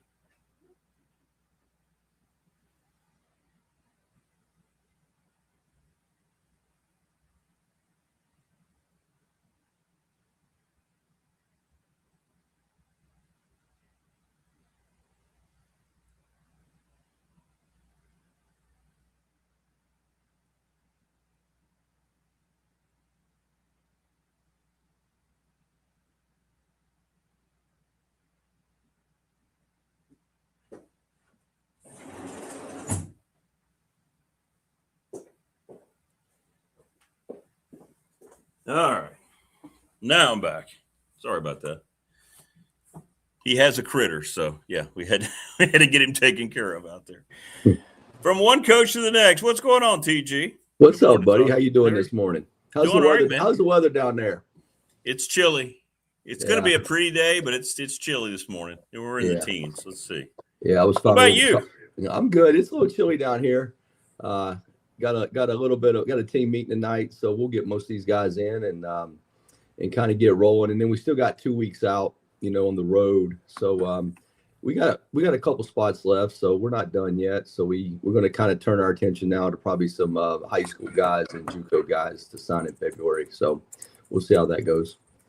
Well, let's talk about what you're doing a little bit. I know we can't get into specifics right now a whole lot, but man, oh man, you guys are killing. I keep seeing all these posts about UAB football, man. You guys are crushing it right now. I tell you what, man, I'm really for. I mean, we have a really small staff. There's probably in our personnel department, honestly, there's 2 guys that really helped me. So there's really been a combination of five of us, and it's been constant, just phones, evaluations, getting guys on, obviously talking to agents and all that kind of stuff. So it's been pretty chaotic. I did not get a chance to watch any of the games this weekend, so I didn't get to see your Broncos. So anyway, from that regard, but it's been fun. We're not quite at the finish line yet, but we're getting where we need to be. We're a much better team than when we took the job 2 weeks ago. So looking forward to it. Well, I know that's what excites you about this whole process, and I can't wait we can talk about them a little bit in more detail. But the great thing is we've created some competition, because competition makes everybody better, and you got to make sure that kids compete, because it still gets down to discipline, accountability, and toughness, and you got to earn your reps. And we got some guys that understand that. So it's a little bit different. Like when I went to Georgia and Florida, and they weren't very good, there was a sense of entitlement that you had to overcome, because they felt, one, they should be playing more. Hey, they should be winning. I mean, you are what your record says you are from that standpoint. Well, now here, there was nobody. So you can kind of, you can get those guys that you want from a, from an attitude standpoint, character standpoint. Obviously you got to have ability. So for us, this one's a little different in the sense of, it's about bonding. It's about coming together as a team. It's about trust, being able to trust the guy next to you. It's belief in what we're doing and all that kind of stuff. So really, that's going to be the challenge, really starting Wednesday on, is just bringing these guys together to form a group that we can go out and compete. So that'll be the challenge. That'll be the fun part as we move through spring. How much... I mean, you're trying to get to know these guys. There's so much competition for these guys. You've been telling me about some of the battles you've been having with other schools. I mean, how long do you coach? Do you get as much time as you would like getting to know the kid, the way it's going now in the portal, as opposed to absolutely not. I mean, it's just amazing the difference. Like I said this before, like if you made an NFL GM or NFL person, like, make their roster with what we do, they would have a nervous breakdown, because basically they start the middle of January, and then they make their roster and they have their draft in April. You know what I'm saying? I mean, you're talking about, I got here 2 weeks ago, and you got to start having visits, and there was a 3-day dead period in there where guys couldn't visit, and it gets kind of chaotic. So you got to have, I mean, Phil's been a great help as well. When I said the small staff, and that's one of the reasons I brought him along, is just to get it's all about getting a set of eyes on guys. And the thing you got to be careful of is to say, this guy is only this. Like, he's on. So my philosophy has always been, you recruit the athlete and then you figure it out from that standpoint. Now, obviously, each position has a certain amount of measurables, meaning height, weight, speed, athletic ability. Like you have to have a certain, part of that.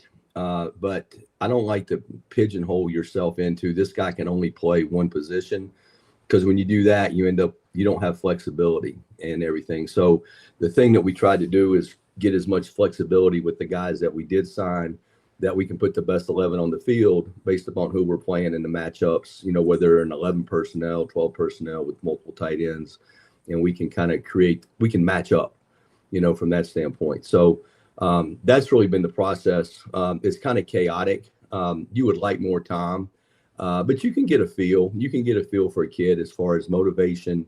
I mean, the tape part of it with PFF now, honestly, if they have college snaps, it's a little bit easier from the standpoint of I can go to PFF and I can watch their run tape. I can watch all their runs, how they take on blocks, how they tackle. I can watch all their tackles.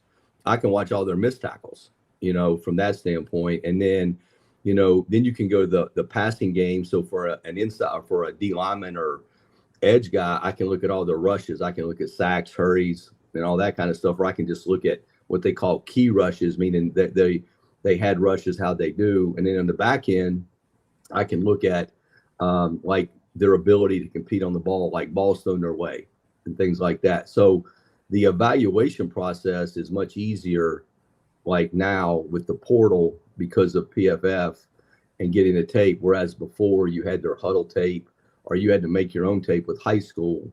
And the hardest thing there is evaluating skill guys, particularly DBs. Yeah, I can generally tell within 10 plays about a D lineman or an edge guy. When I look at their suddenness, if I look at their height, weight, and see their length, and all of a sudden I can see them come out of their hips or what kind of suddenness they have. I don't worry about on a high school kid, like, hey, does he play with his hands? I'd like for the guy to play with his hands, but that's coaching. I mean, there's a reason you're hired too. And I look for, what's their measurables, what kind of suddenness they have, what kind of acceleration they have when they see the ball, go get ball, that kind of stuff, how hard they play on tape. And even that is coaching too, from that standpoint, because, I've brought that up to some guys and acknowledged it and just make sure we're on the same page. So it's a little bit more chaotic, but because of the PFF with college guys now, it's easier to get an evaluation of what they look like, particularly the skill guys, corners, and safeties. How do those conversations go? Does that tell you a lot about their character when you're saying, look, we might have to think about putting you here, or you might be able to get on the field immediately here? How does that conversation go with guys? Like you're saying, you don't want to just say, hey, you're this, and that's all you're going to be. Yeah, I think the biggest thing is the players are always looking for, what's your vision for me? How tell me your vision within your system. Like we signed a kid yesterday, that is the most explosive player I've seen.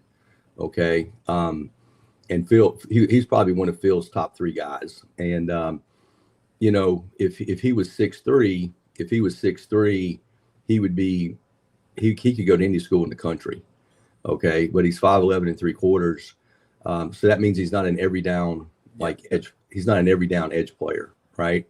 But in the National Football League, as well as us, people are always looking for like a Mike linebacker or a stack backer that can play off the ball, but you can walk down to the edge systematically at times to rush the edge. Well, this kid, I basically explained to him, look, you're a 3rd and 4th down player right now. Meaning, I know you can rush the passer, you're a DPR.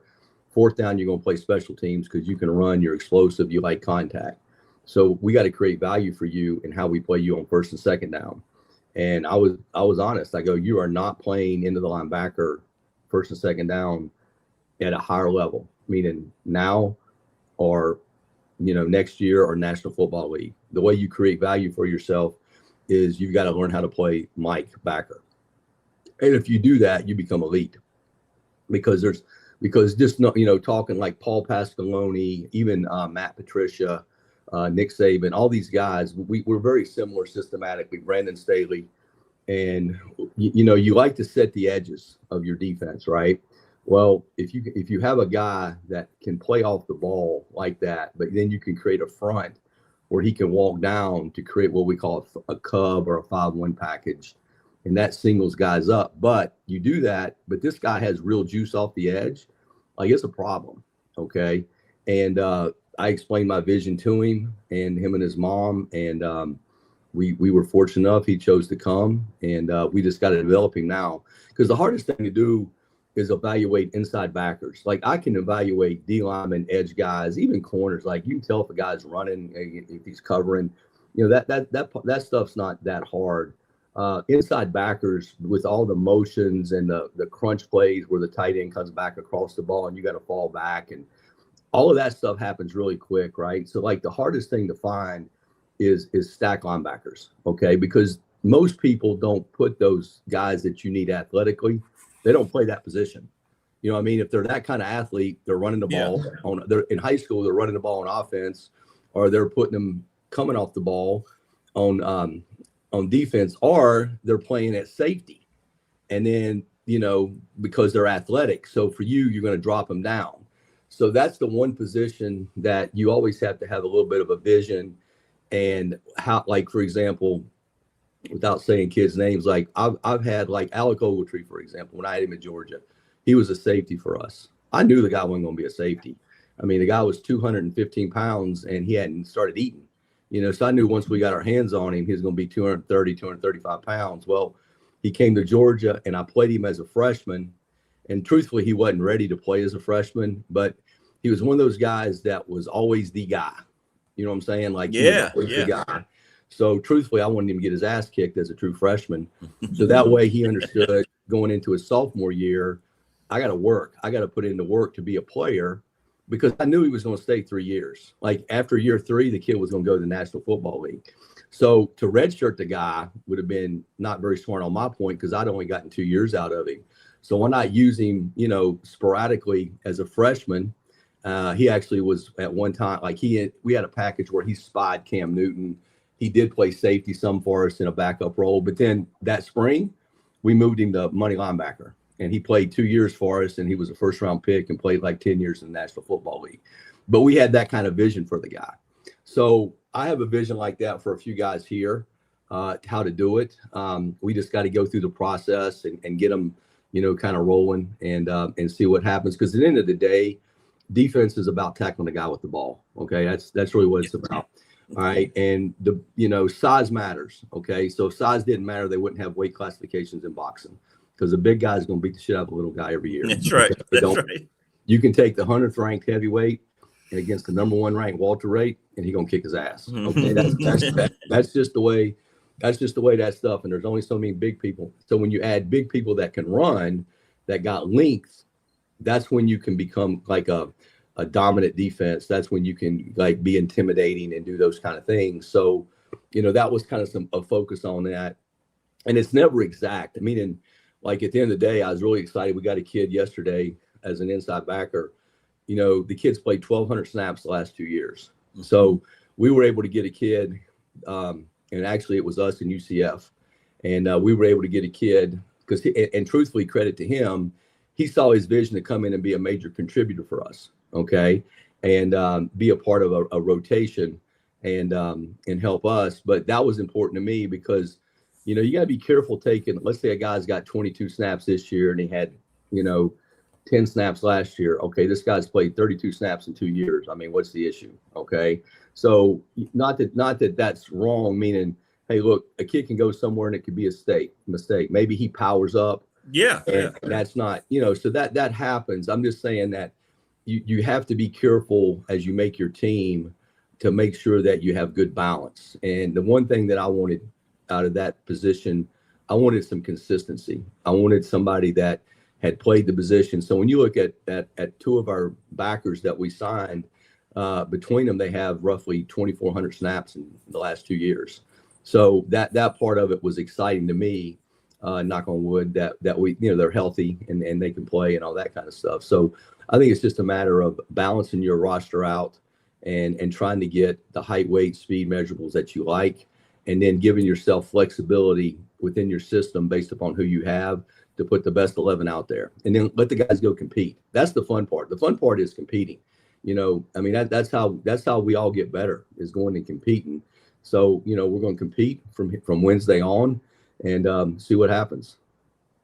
Good question in chat, Coach. Do you look if they come from winning programs and now out of the portal, or, back in the day when it was strictly high school kids? I mean, how much does that play into what you're thinking, or do you not? I don't really look at that because it's an ability thing. I do think that, you can, like, I can watch a tape, and if a guy's on a losing team, how hard's he playing?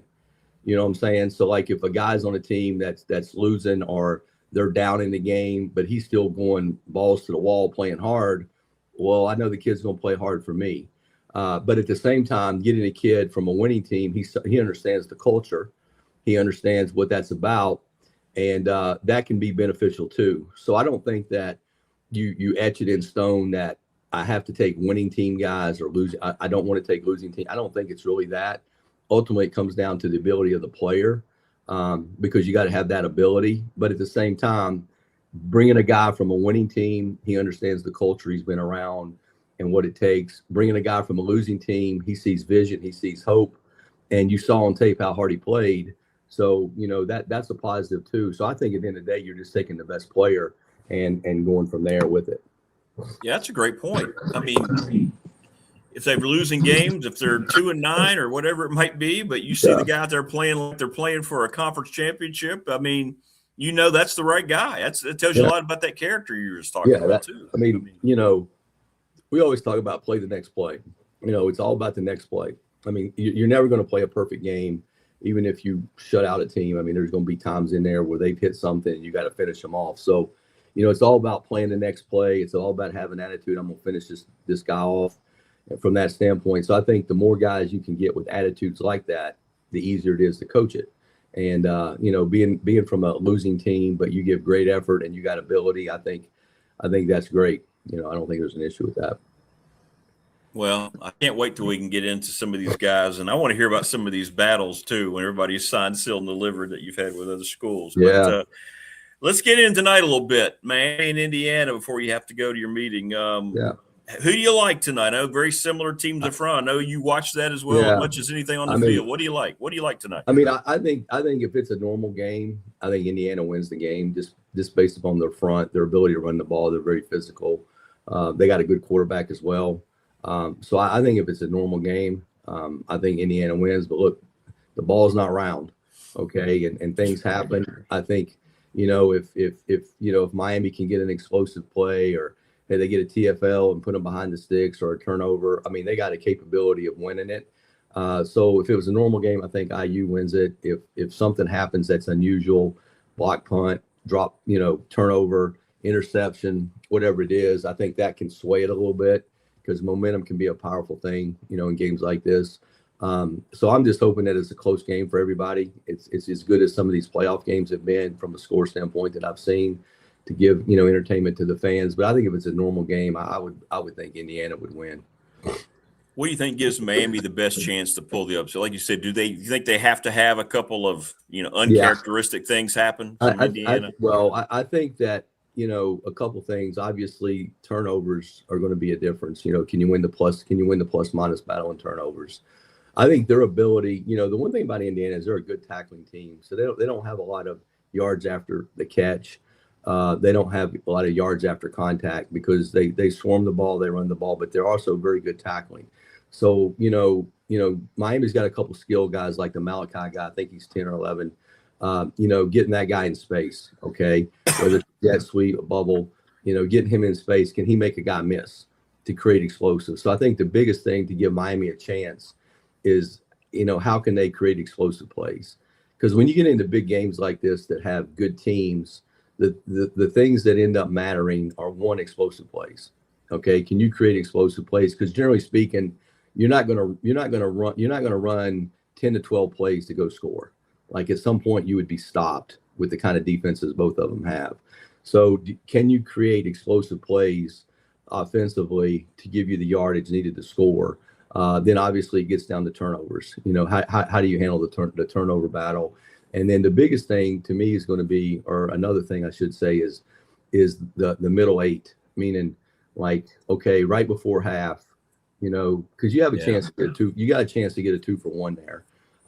Meaning I can get the ball at the end of the first half and then get the ball to kick off the second half. And, how do I handle the middle eight? So if I can win the middle eight and create explosive plays and get a couple turnovers, when two teams are pretty evenly matched, that kind of sways it a little bit.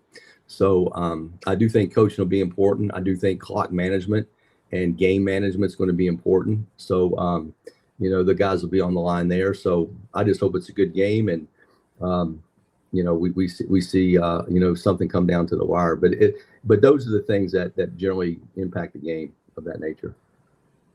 What's more deflating to a sideline in all of your experience? A turnover against your team where you give the ball up, or watching a team hit one of those explosive plays, or does it kind of just wash out because they're both really bad? The worst sound is the double thump on a blocked punt. You know how the punter kicks the ball and you hear thump, and then right after that thump, you hear thump thump.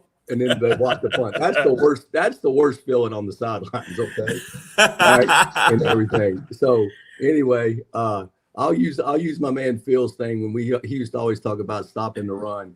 He's like, we're going to stop the run. We ain't going to let them run. He said, because if they run the ball, you lose a program. He says, if they just throw it over some guy's head, everybody's just pissed off at one dude. So I'm going to take that approach with that question and say, if they throw it over one guy's head, we just go all be pissed off at that dude. We're gonna but if they run it on us, they're going to take everybody's heart. So we can't let them run the ball on us. It makes sense. That's what Coach was just saying. If he doesn't, like he was just breaking down some of the new tech guys. If they don't work out, you just fire them, go back and get somebody next year the way it's set up now, right? I never will forget the first time he said that. He goes, look, if they run the ball on us, they're going to take the program. He goes, if they throw the ball overhead, we're just all going to be pissed off at that guy. Okay, and we'll just replace him, but we ain't going to lose the program. So I'm going to take that philosophy on that one. Oh, that's great. That's great stuff. So you got meetings this morning, right? Quick, what's the typical morning like now for the new staff getting everybody together? Well, it's been a little bit. So before we'd have a 7:30 staff meeting to look over our roster, because technically up until Friday, anybody could go in the portal. Okay. And it wasn't really that big a deal because we only had 4 guys on defense anyway. You know what I'm saying? So it was like, okay. So we do that. And then once we break from there, it really got down to, we had visits. So like 8:45 visits started, and they would have visits here all the way up until, mid-afternoon. So you had those. And if you weren't doing those, I was evaluating players to try to get them in here. So it was a constant cycle. And then those guys would leave, say, around 4 or 5 o'clock. And then you would have another group coming in at, say, 6:30 at night for dinner. And then you would meet with them, and you'd have them until, 9 o'clock, 9:30, whatever. Because it wasn't like a total official visit where, you entertained them per se. It was kind of like, 9 o'clock, 9:30, because you try to get to know them too and get a feel for them and all that kind of stuff. And then basically you just rinse and repeat and do it again. 7:30 staff meeting. You had guys coming in from really 8:45 all throughout the day. And then if you were free at any moment, you were free. I was watching guys, to try to get our numbers where they needed to be. And we really did that for 2 weeks. So that was kind of a whirlwind. So we'll do that today.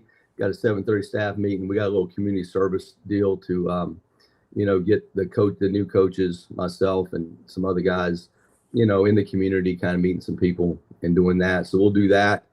We got a team meeting tonight, so we'll have that. And then honestly, there's certain coaches that are going on the road the next 2 weeks, because you can still go on the road. And we have like, I want to say 2 to 3 spots left defensively. So, we'll kind of look to target some big guys, and then obviously the best available young guy, because I still think it's important to get, youth in your program and develop it from that standpoint. So really, I'm going to go back to watching those guys. And then we'll also start implementing our system, because I've had a lot of guys text me, I want the playbook, I want the install, which is great. We want to get that going. So we'll start that process as well. Wow, that's cool, man. That's so 2 to 3 more and you'll be done. Is there a time frame you're looking at to be finally done, or is it just who presents themselves? It doesn't really matter. There's a you have the February signing day, right, coming up, which a lot of people don't even look at anymore. So technically you can sign a guy in February, like the old school February signing. So I think we'll look to see what's available, high school, JUCO, from that regard, and try to look for, some talent that can come in. The issue there is those guys aren't coming into June, but that's okay. I mean, you take what the cards you're dealt, and you make it work, and you develop them. So we'll kind of look for those guys and see what we can get done. Well, it's exciting, man. And you keep me updated with it's kind of cool. By the way, I love the old gold helmet. I hope that's the main helmet now. That looks great.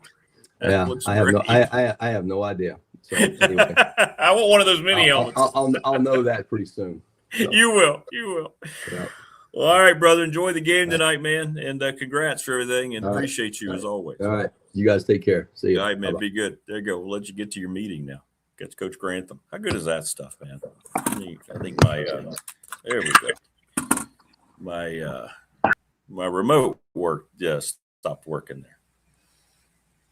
It takes you inside all that stuff. I mean, how good is that?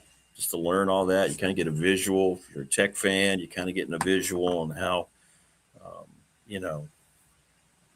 things are being put together. I mean, it's really cool. Really, really cool. But thanks to both coaches, Coach Elmassian and Coach Grantham. Coach Elmo is doing the whole incoming class, by the way. We just kind of split it up. So today we got through the quarterbacks. If you missed it, you got to go back, subscribe, like, and share. Go back and watch, rewatch. You got through the two quarterbacks. To surmise, good grade for Grunkmeyer. Not so much on the Carolina kid, which is why he's at Tech, from where he was. Good grade on the tight ends, both tight ends coming in that have a chance to play immediately. Not so good on the running back from Louisiana. But he'll get into the O-line and all that. So it's great. You learn a lot. Thanks to Bob Christ and Ready Set Fund, ReadySetFund.com. Thank you, Bob. BobChrist11@gmail.com. CRIST, if you want to send him an email. Travis Williams, Professional Door Incorporated, residential commercial garage doors. 38 years in business up in Dublin. Sponsor of our text line. National Bank, member FDIC, the exclusive banking partner of this program and of yours truly. Thank them for everything. The attorney, Ryan Pry in Radford, 701 West Main Street. Our BDST fan question of the week. We'll have that for you tomorrow. Little River Heating and Air, 1095 Radford Street in Christiansburg, 540-553-2971. Charles Lee's a call. We're brought to you each and every day by Pulaski County Sports Entertainment. Thanks to Jonathan Sweet and Tim Miller. They are the best. Thanks to Family Fencing, sponsor of our studio, 540-200-8294. Thanks to all those folks. Thanks to Jason. Yeah, I couldn't respond to you, Jason. He's texted me during the Broncos game, and I was a little too uptight. Now I'm really uptight without my quarterback. And thanks to Mark Hunley, McClellan Chiropractic, sponsor of our chat room. Brandon at Top Shelf Apparel, thank you for everything. Lawson's Mobile Home Supply. And the NRB Super Bowl. We'll be having our meetup on Friday from 6 to 9. So come out and hang out with us on Friday if you can over at the Super Bowl. Thank you, TLB. That's very nice of you. Thank you. It's very, very nice. It's all credit to the people that come on. They're great. I don't do anything. They're great.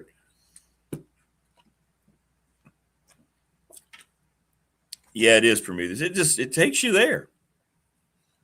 Like Todd's talking to us before he goes into his meeting, and you can kind of picture what that meeting's like, right? They're kind of constantly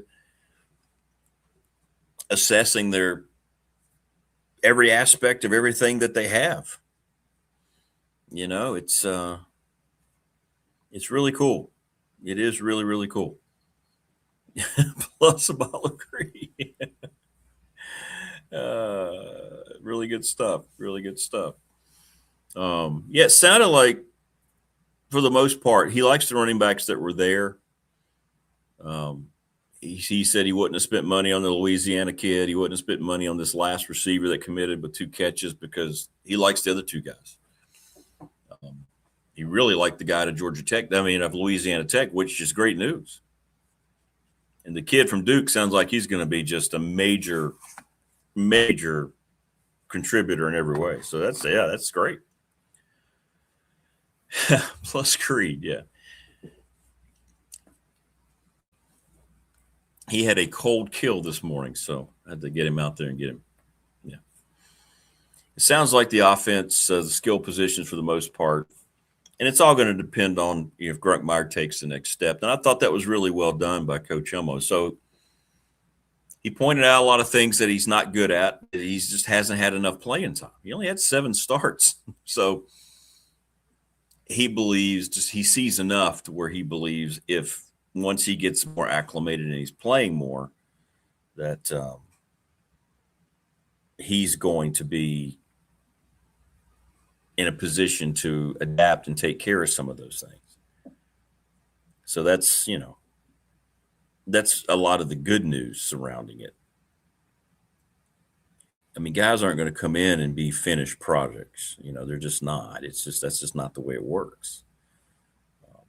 It's going to take them a little while to turn into what you hope they can turn into.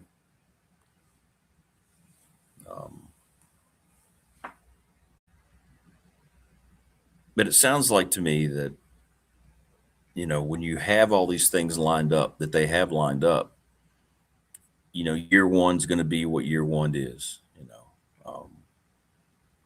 Year two, we'll see. We'll see. Year two will be a little better, depending on how these guys develop, how many stay. And that's going to be very key. And I'm going to be looking at all, not just Tech, but just all these places we find out how guys, and what Coach Elmo said, 1 year.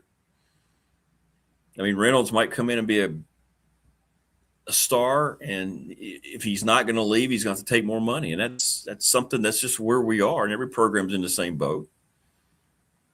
I don't think there's anybody, crying about it, but at the same time, it is part of the reality of it. It's just part of the reality.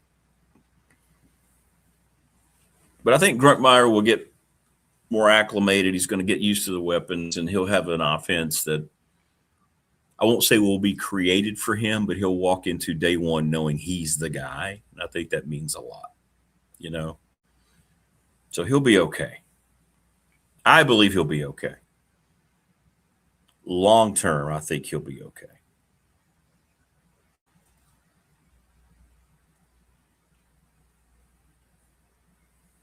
Long term.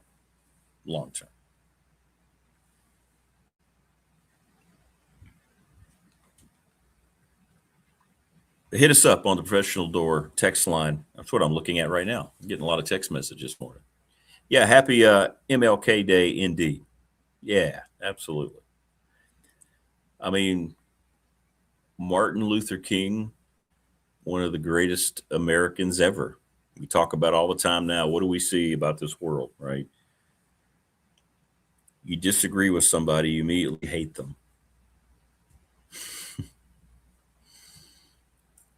I mean, it goes from just absurd everything. Absurd everything. Can't have disagreements. You can't have a conversation anymore. You immediately hate everybody. Well, he was a person who was hated for simply because of what he looked like. And what did he do? He preached unity. He preached forgiveness. He preached the Bible. He preached everything about what's good about humanity. So he deserves to be celebrated. And I wish somehow we could listen to those words. They'll be played a lot today. Dr. King's words and wisdom will be played a lot and referenced. Will people really take the time to listen, especially younger people? Probably not. And it's unfortunate. It's unfortunate. So, yeah. But good stuff from both coaches. It's great, man. It's great. Chris, what's up, brother? What's he say? 3 of the 4 receivers have promised Jackson will serve as the old vet. He's not as I think Jackson's one of those guys sounding like that when they need him in a pinch, he's going to hopefully develop into a guy who can make plays. Coach really liked his size. Young wide receivers as well. So,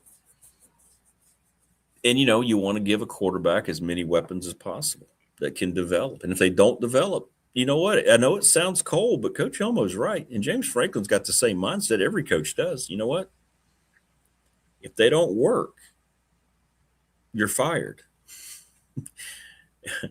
We're going to ask you to go into the portal, and we're going to find somebody who will. I mean, There's no more pity on this anymore. There's no more looking at this as amateurism. So yeah, that's just the reality of it. And I know coaches have buyouts and they're okay financially, but you don't get the kind of time to build programs like you used to. Now, a guy like Franklin who's been around will have a little more leeway as a veteran guy. But we just saw the most busy, hectic, insane coaching cycle ever with guys who were leaving places, guys who got fired and rehired. So we shall see how all these, it's just gonna be so much to follow. I just hope that we can somehow get a harness on this to make you feel better about college football again. And I'm trying not to be naive because I know better and I know it's going to be a while. I mean, Todd Grantham tells you nothing's going to change for the last 3 years. The NCAA wants things the way they are. They like the chaos, the madness. This is what they want.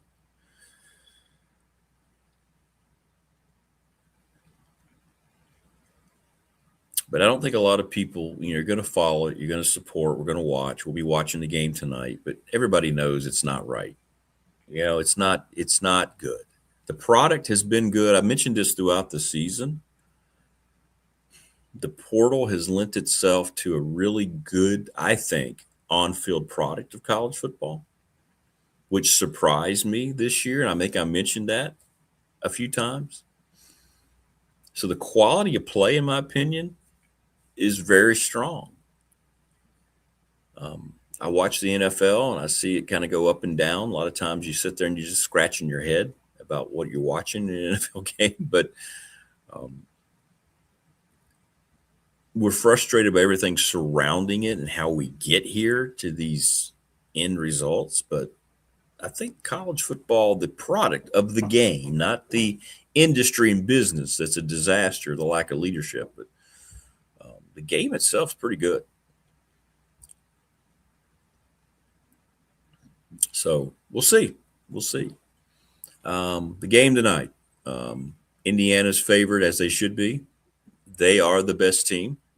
That being said, does Miami have a chance? Oh, yeah. Coach said it.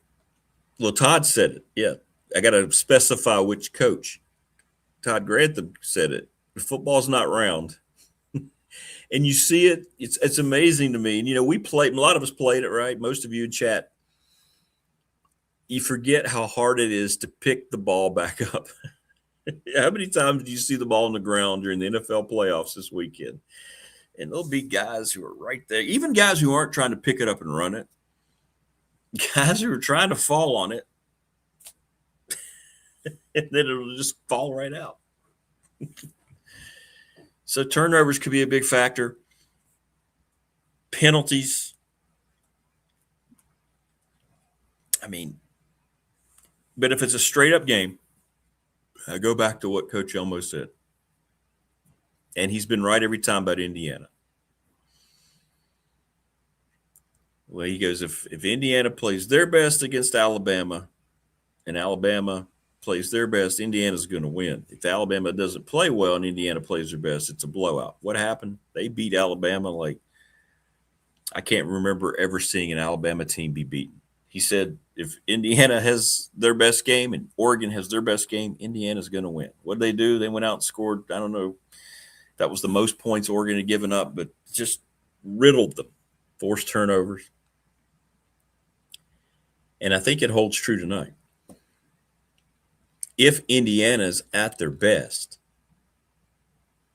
they're going to win if they can stay away from turnovers. They're such a well-coached team, you do not foresee them putting themselves in a bad situation. You have to beat them. So Miami's really good up front. Indiana loves to try to run the football. If Miami can take that away, they got a shot. They got a shot. If I get fed up with the overproduction nonsense tonight, I think I'll watch the Rockford Files. Man, I used to love the Rockford Files. James Garner. I'll have the volume down. I'll know that. And I've gotten so used to it now. For me, it's the only way if Sean McDonough's on, I will listen to him. I did listen to Buck and Aikman yesterday because I kind of like them, what they've morphed into together. It's good. But not so much on the rest.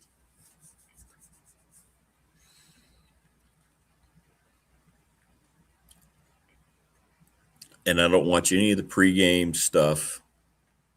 All I do is just sit there, wait till kickoff. Okay, what time's the kickoff? All right, is it on yet? Okay. And you go right there. Thunder says tonight's game will be good if it's a zero-sum game.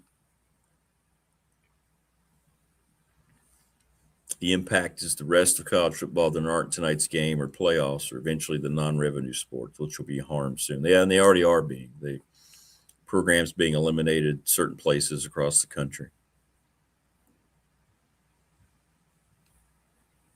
Well, I don't think there'll be a last two games, Wayne. The season will unfortunately end on Sunday. So Jarrett Stidham, who hasn't thrown a pass since 2023 in the NFL, has to lead the Broncos.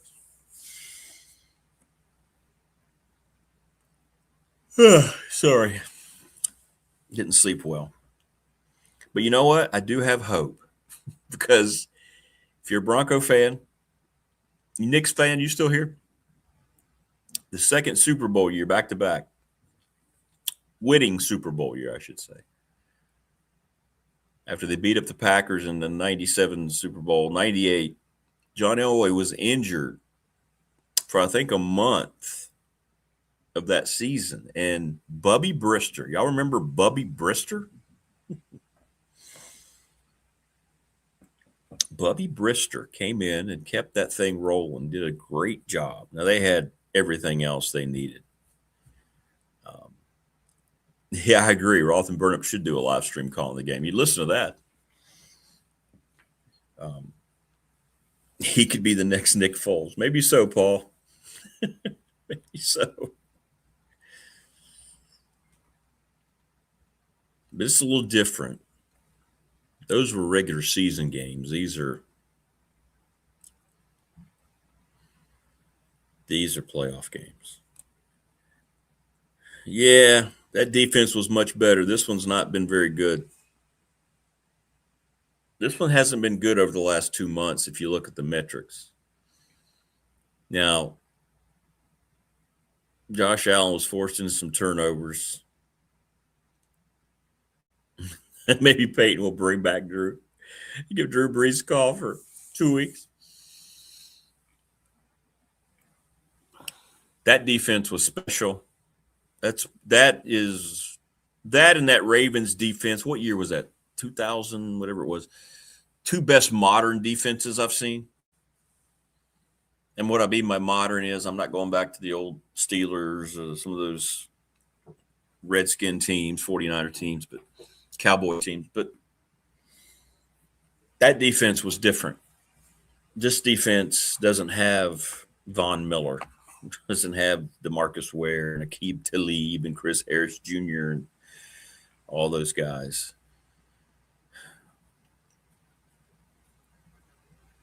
So I think it comes down to Stidham has to play as flawlessly as he can.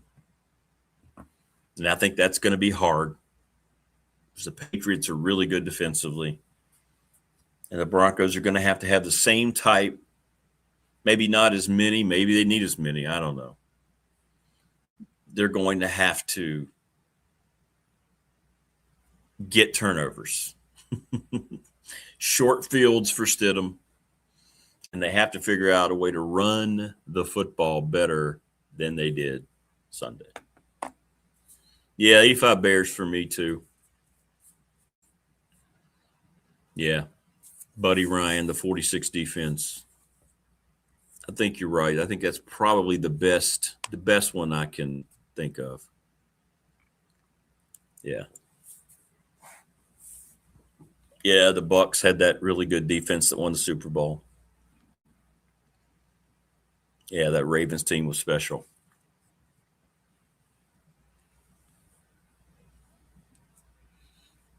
Now, see, that was, y'all help me out here. Wasn't that when the Ravens beat the Giants in the Super Bowl? Because they played the 49ers, and that's when the lights went out in the Superdome, right? That wasn't that team. Yeah, Dolphins' no-name defense was great. Yeah, never really remember seeing them play, just the NFL Films highlights. And John Facenda's Golden Tones. Yeah. The no-names. Is that Bill Arnsparger? Was that the legendary defensive coordinator for Don Shula? Was that Coach Arnsparger? Somebody check me on that. I don't know why that name came to me. Bill Arnsparger? Was that his name?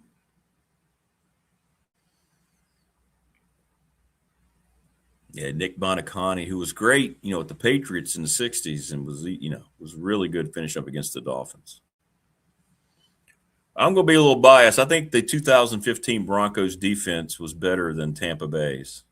Comparable to the Ravens, not as good as the 85 Bears.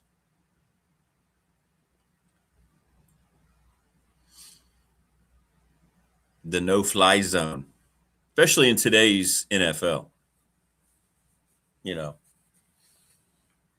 They were special. Von Miller turned that whole Super Bowl around.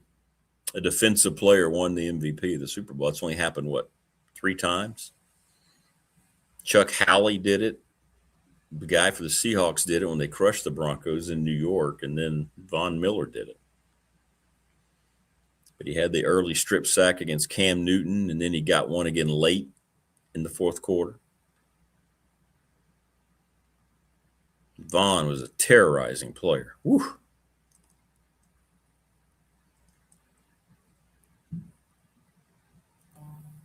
But we have good defenses now in this, Patriots, Broncos are good defenses. Seahawks are, I think Seattle's probably the most complete team of the Final Four. I really do. Yeah, Bill Arnsparger pulled that one out. The no-name defense. I thought so. There we go. Okay. Got it. Thanks, Wayne. Very cool. Very cool. Yeah, Champ Bailey. So good. So good. He was a guy that John Madden said had the best. We talk about his hips and the way that he runs, and you know how Coach Elmo talks about that. John Madden said he had the best, the easiest, most natural flow movement of any cornerback he had ever seen. My memory is impeccable. Well, sometimes. Yeah, you say that, Wayne, and then I'll go out to start my truck and I'll leave my key on the counter.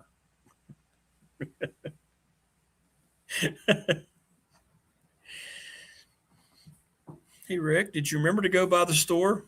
No, I sure didn't. I forgot we even needed it. But boy, I can pull out Bill Arnsparger for you.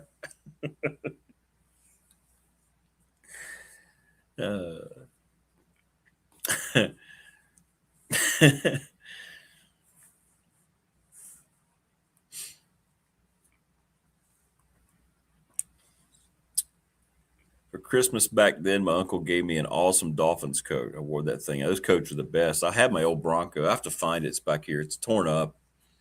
But it's the old Sears one, right? You had the one color here, and the sleeves were the vinyl, the shiny, whatever it was. Thunder says, if you look back, if you back a Super Bowl shuffle video before the Super Bowl, you have a set. That's right. They knew they were going to win so much. They made the Super Bowl shuffle video. There was no fear at all that they were going to have to eat their words. Well, they beat the Patriots. What was it, 46-10? I always thought it was interesting. They scored 46, I think, in that Super Bowl. And, of course, it was the 46 defense that Buddy Ryan made so popular. Yeah, the rubbery, the sleeves. Yeah, absolutely. Yeah, exactly, Thunder. They just knew they were going to win it that year, so they got together.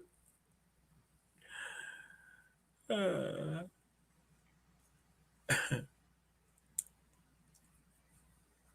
am amazed at seeing Herschel Walker beat the brakes off of Darrell Green in a 100-yard race. Yeah, Herschel was, jeez.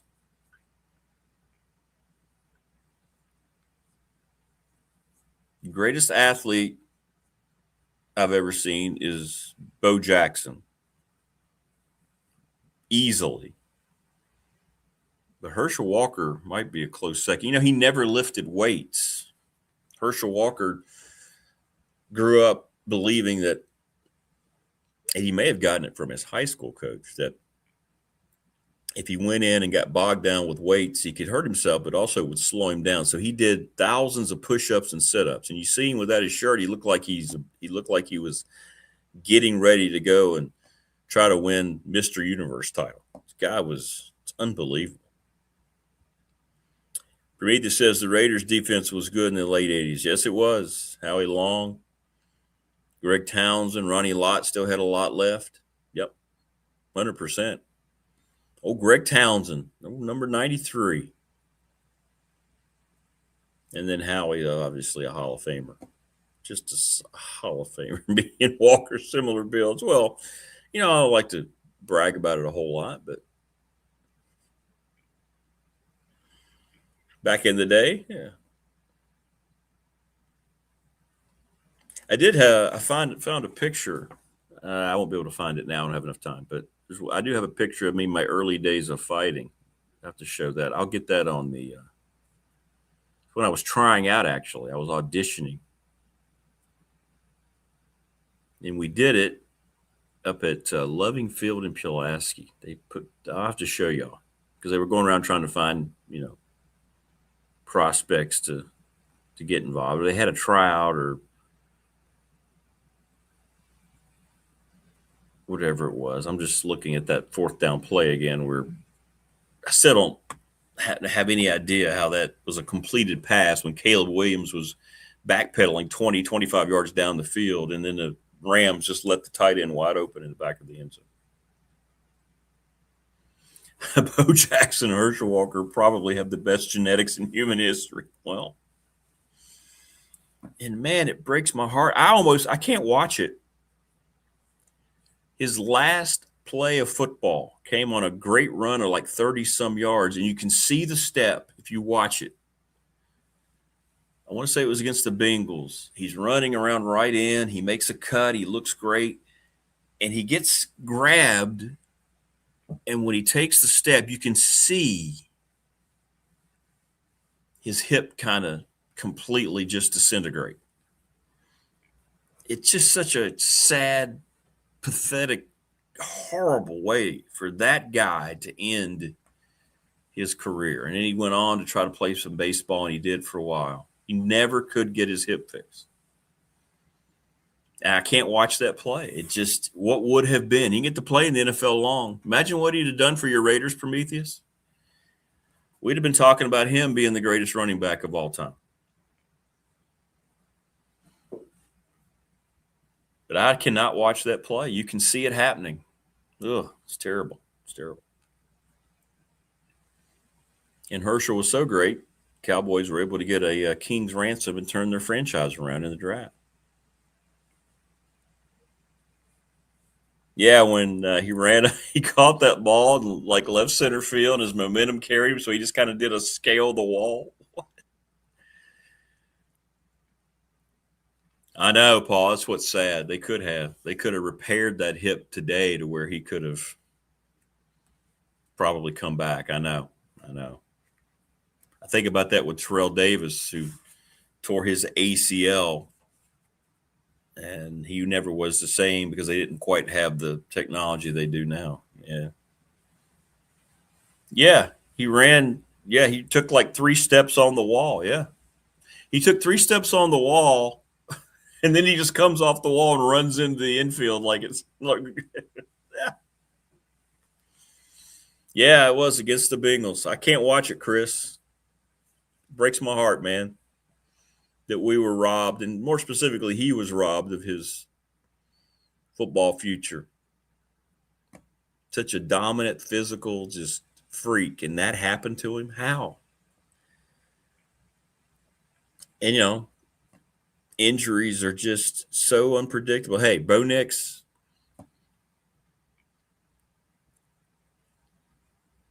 not sure which play it was. I don't know if it was Bosa's really late hit. That was a dirty play, Bosa, that got the OT roughing the passer call that they didn't take because there was also an interference call on there. But yeah, staying with Bo Nix, he's done. No Super Bowl now because of that. Yeah, the classic card where it's a black and white card where Bo's got the shoulder pads on. That thing was very expensive for a while. No shirt, shoulder pads on his baseball card or whatever. I know exactly which one you're talking about.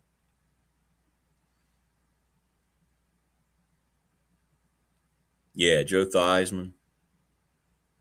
Lawrence Taylor, of course, is the greatest defensive player to ever play football. And he was there, obviously. And when you watch that highlight, I don't ever want to watch Joe's leg again.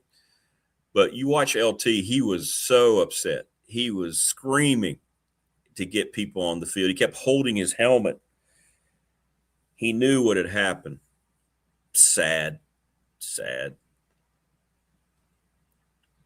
Hey, BDST legal counsel Richie Davis. Moving forward, we need Matthew Stafford in the Rams in Super Bowl 60.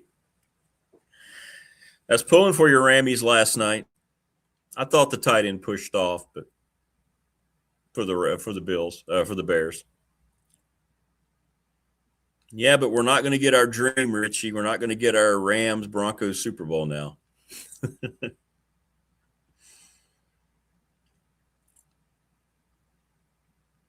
Yeah, you're going to get to play the Patriots again if y'all win. But I think you're playing the best team remaining in the playoffs on Sunday evening. Seattle's really, really good. And they've kind of blossomed quickly over the last 2 months. And you know what? I'm happy for a guy like Sam Darnold. What are the Vikings thinking now? They had Sam Darnold right there. We're going to let you go because we think J.J. McCarthy is going to be the guy, and he's completely not. If Jack Youngblood can play with a broken leg, why not Bo Nix? Exactly. So soft. He's having surgery tomorrow. Bo Nix already having surgery. But in any event, good stuff today. Thanks for joining us on the Martin Luther King Day edition of BDST. Please subscribe, like, and share the channel. Hope everybody has a great rest of the day. Enjoy the game tonight. We'll be here tomorrow to talk about it. Thanks, Chad, as always. Thanks to all of our great sponsors. And thank everybody who's been hitting me up. Movement has a busy day here on the professional door text line. Good. So, yeah, enjoy the game tonight, peeps. And we will see you tomorrow on the Tuesday edition of BDST. Take care, everybody.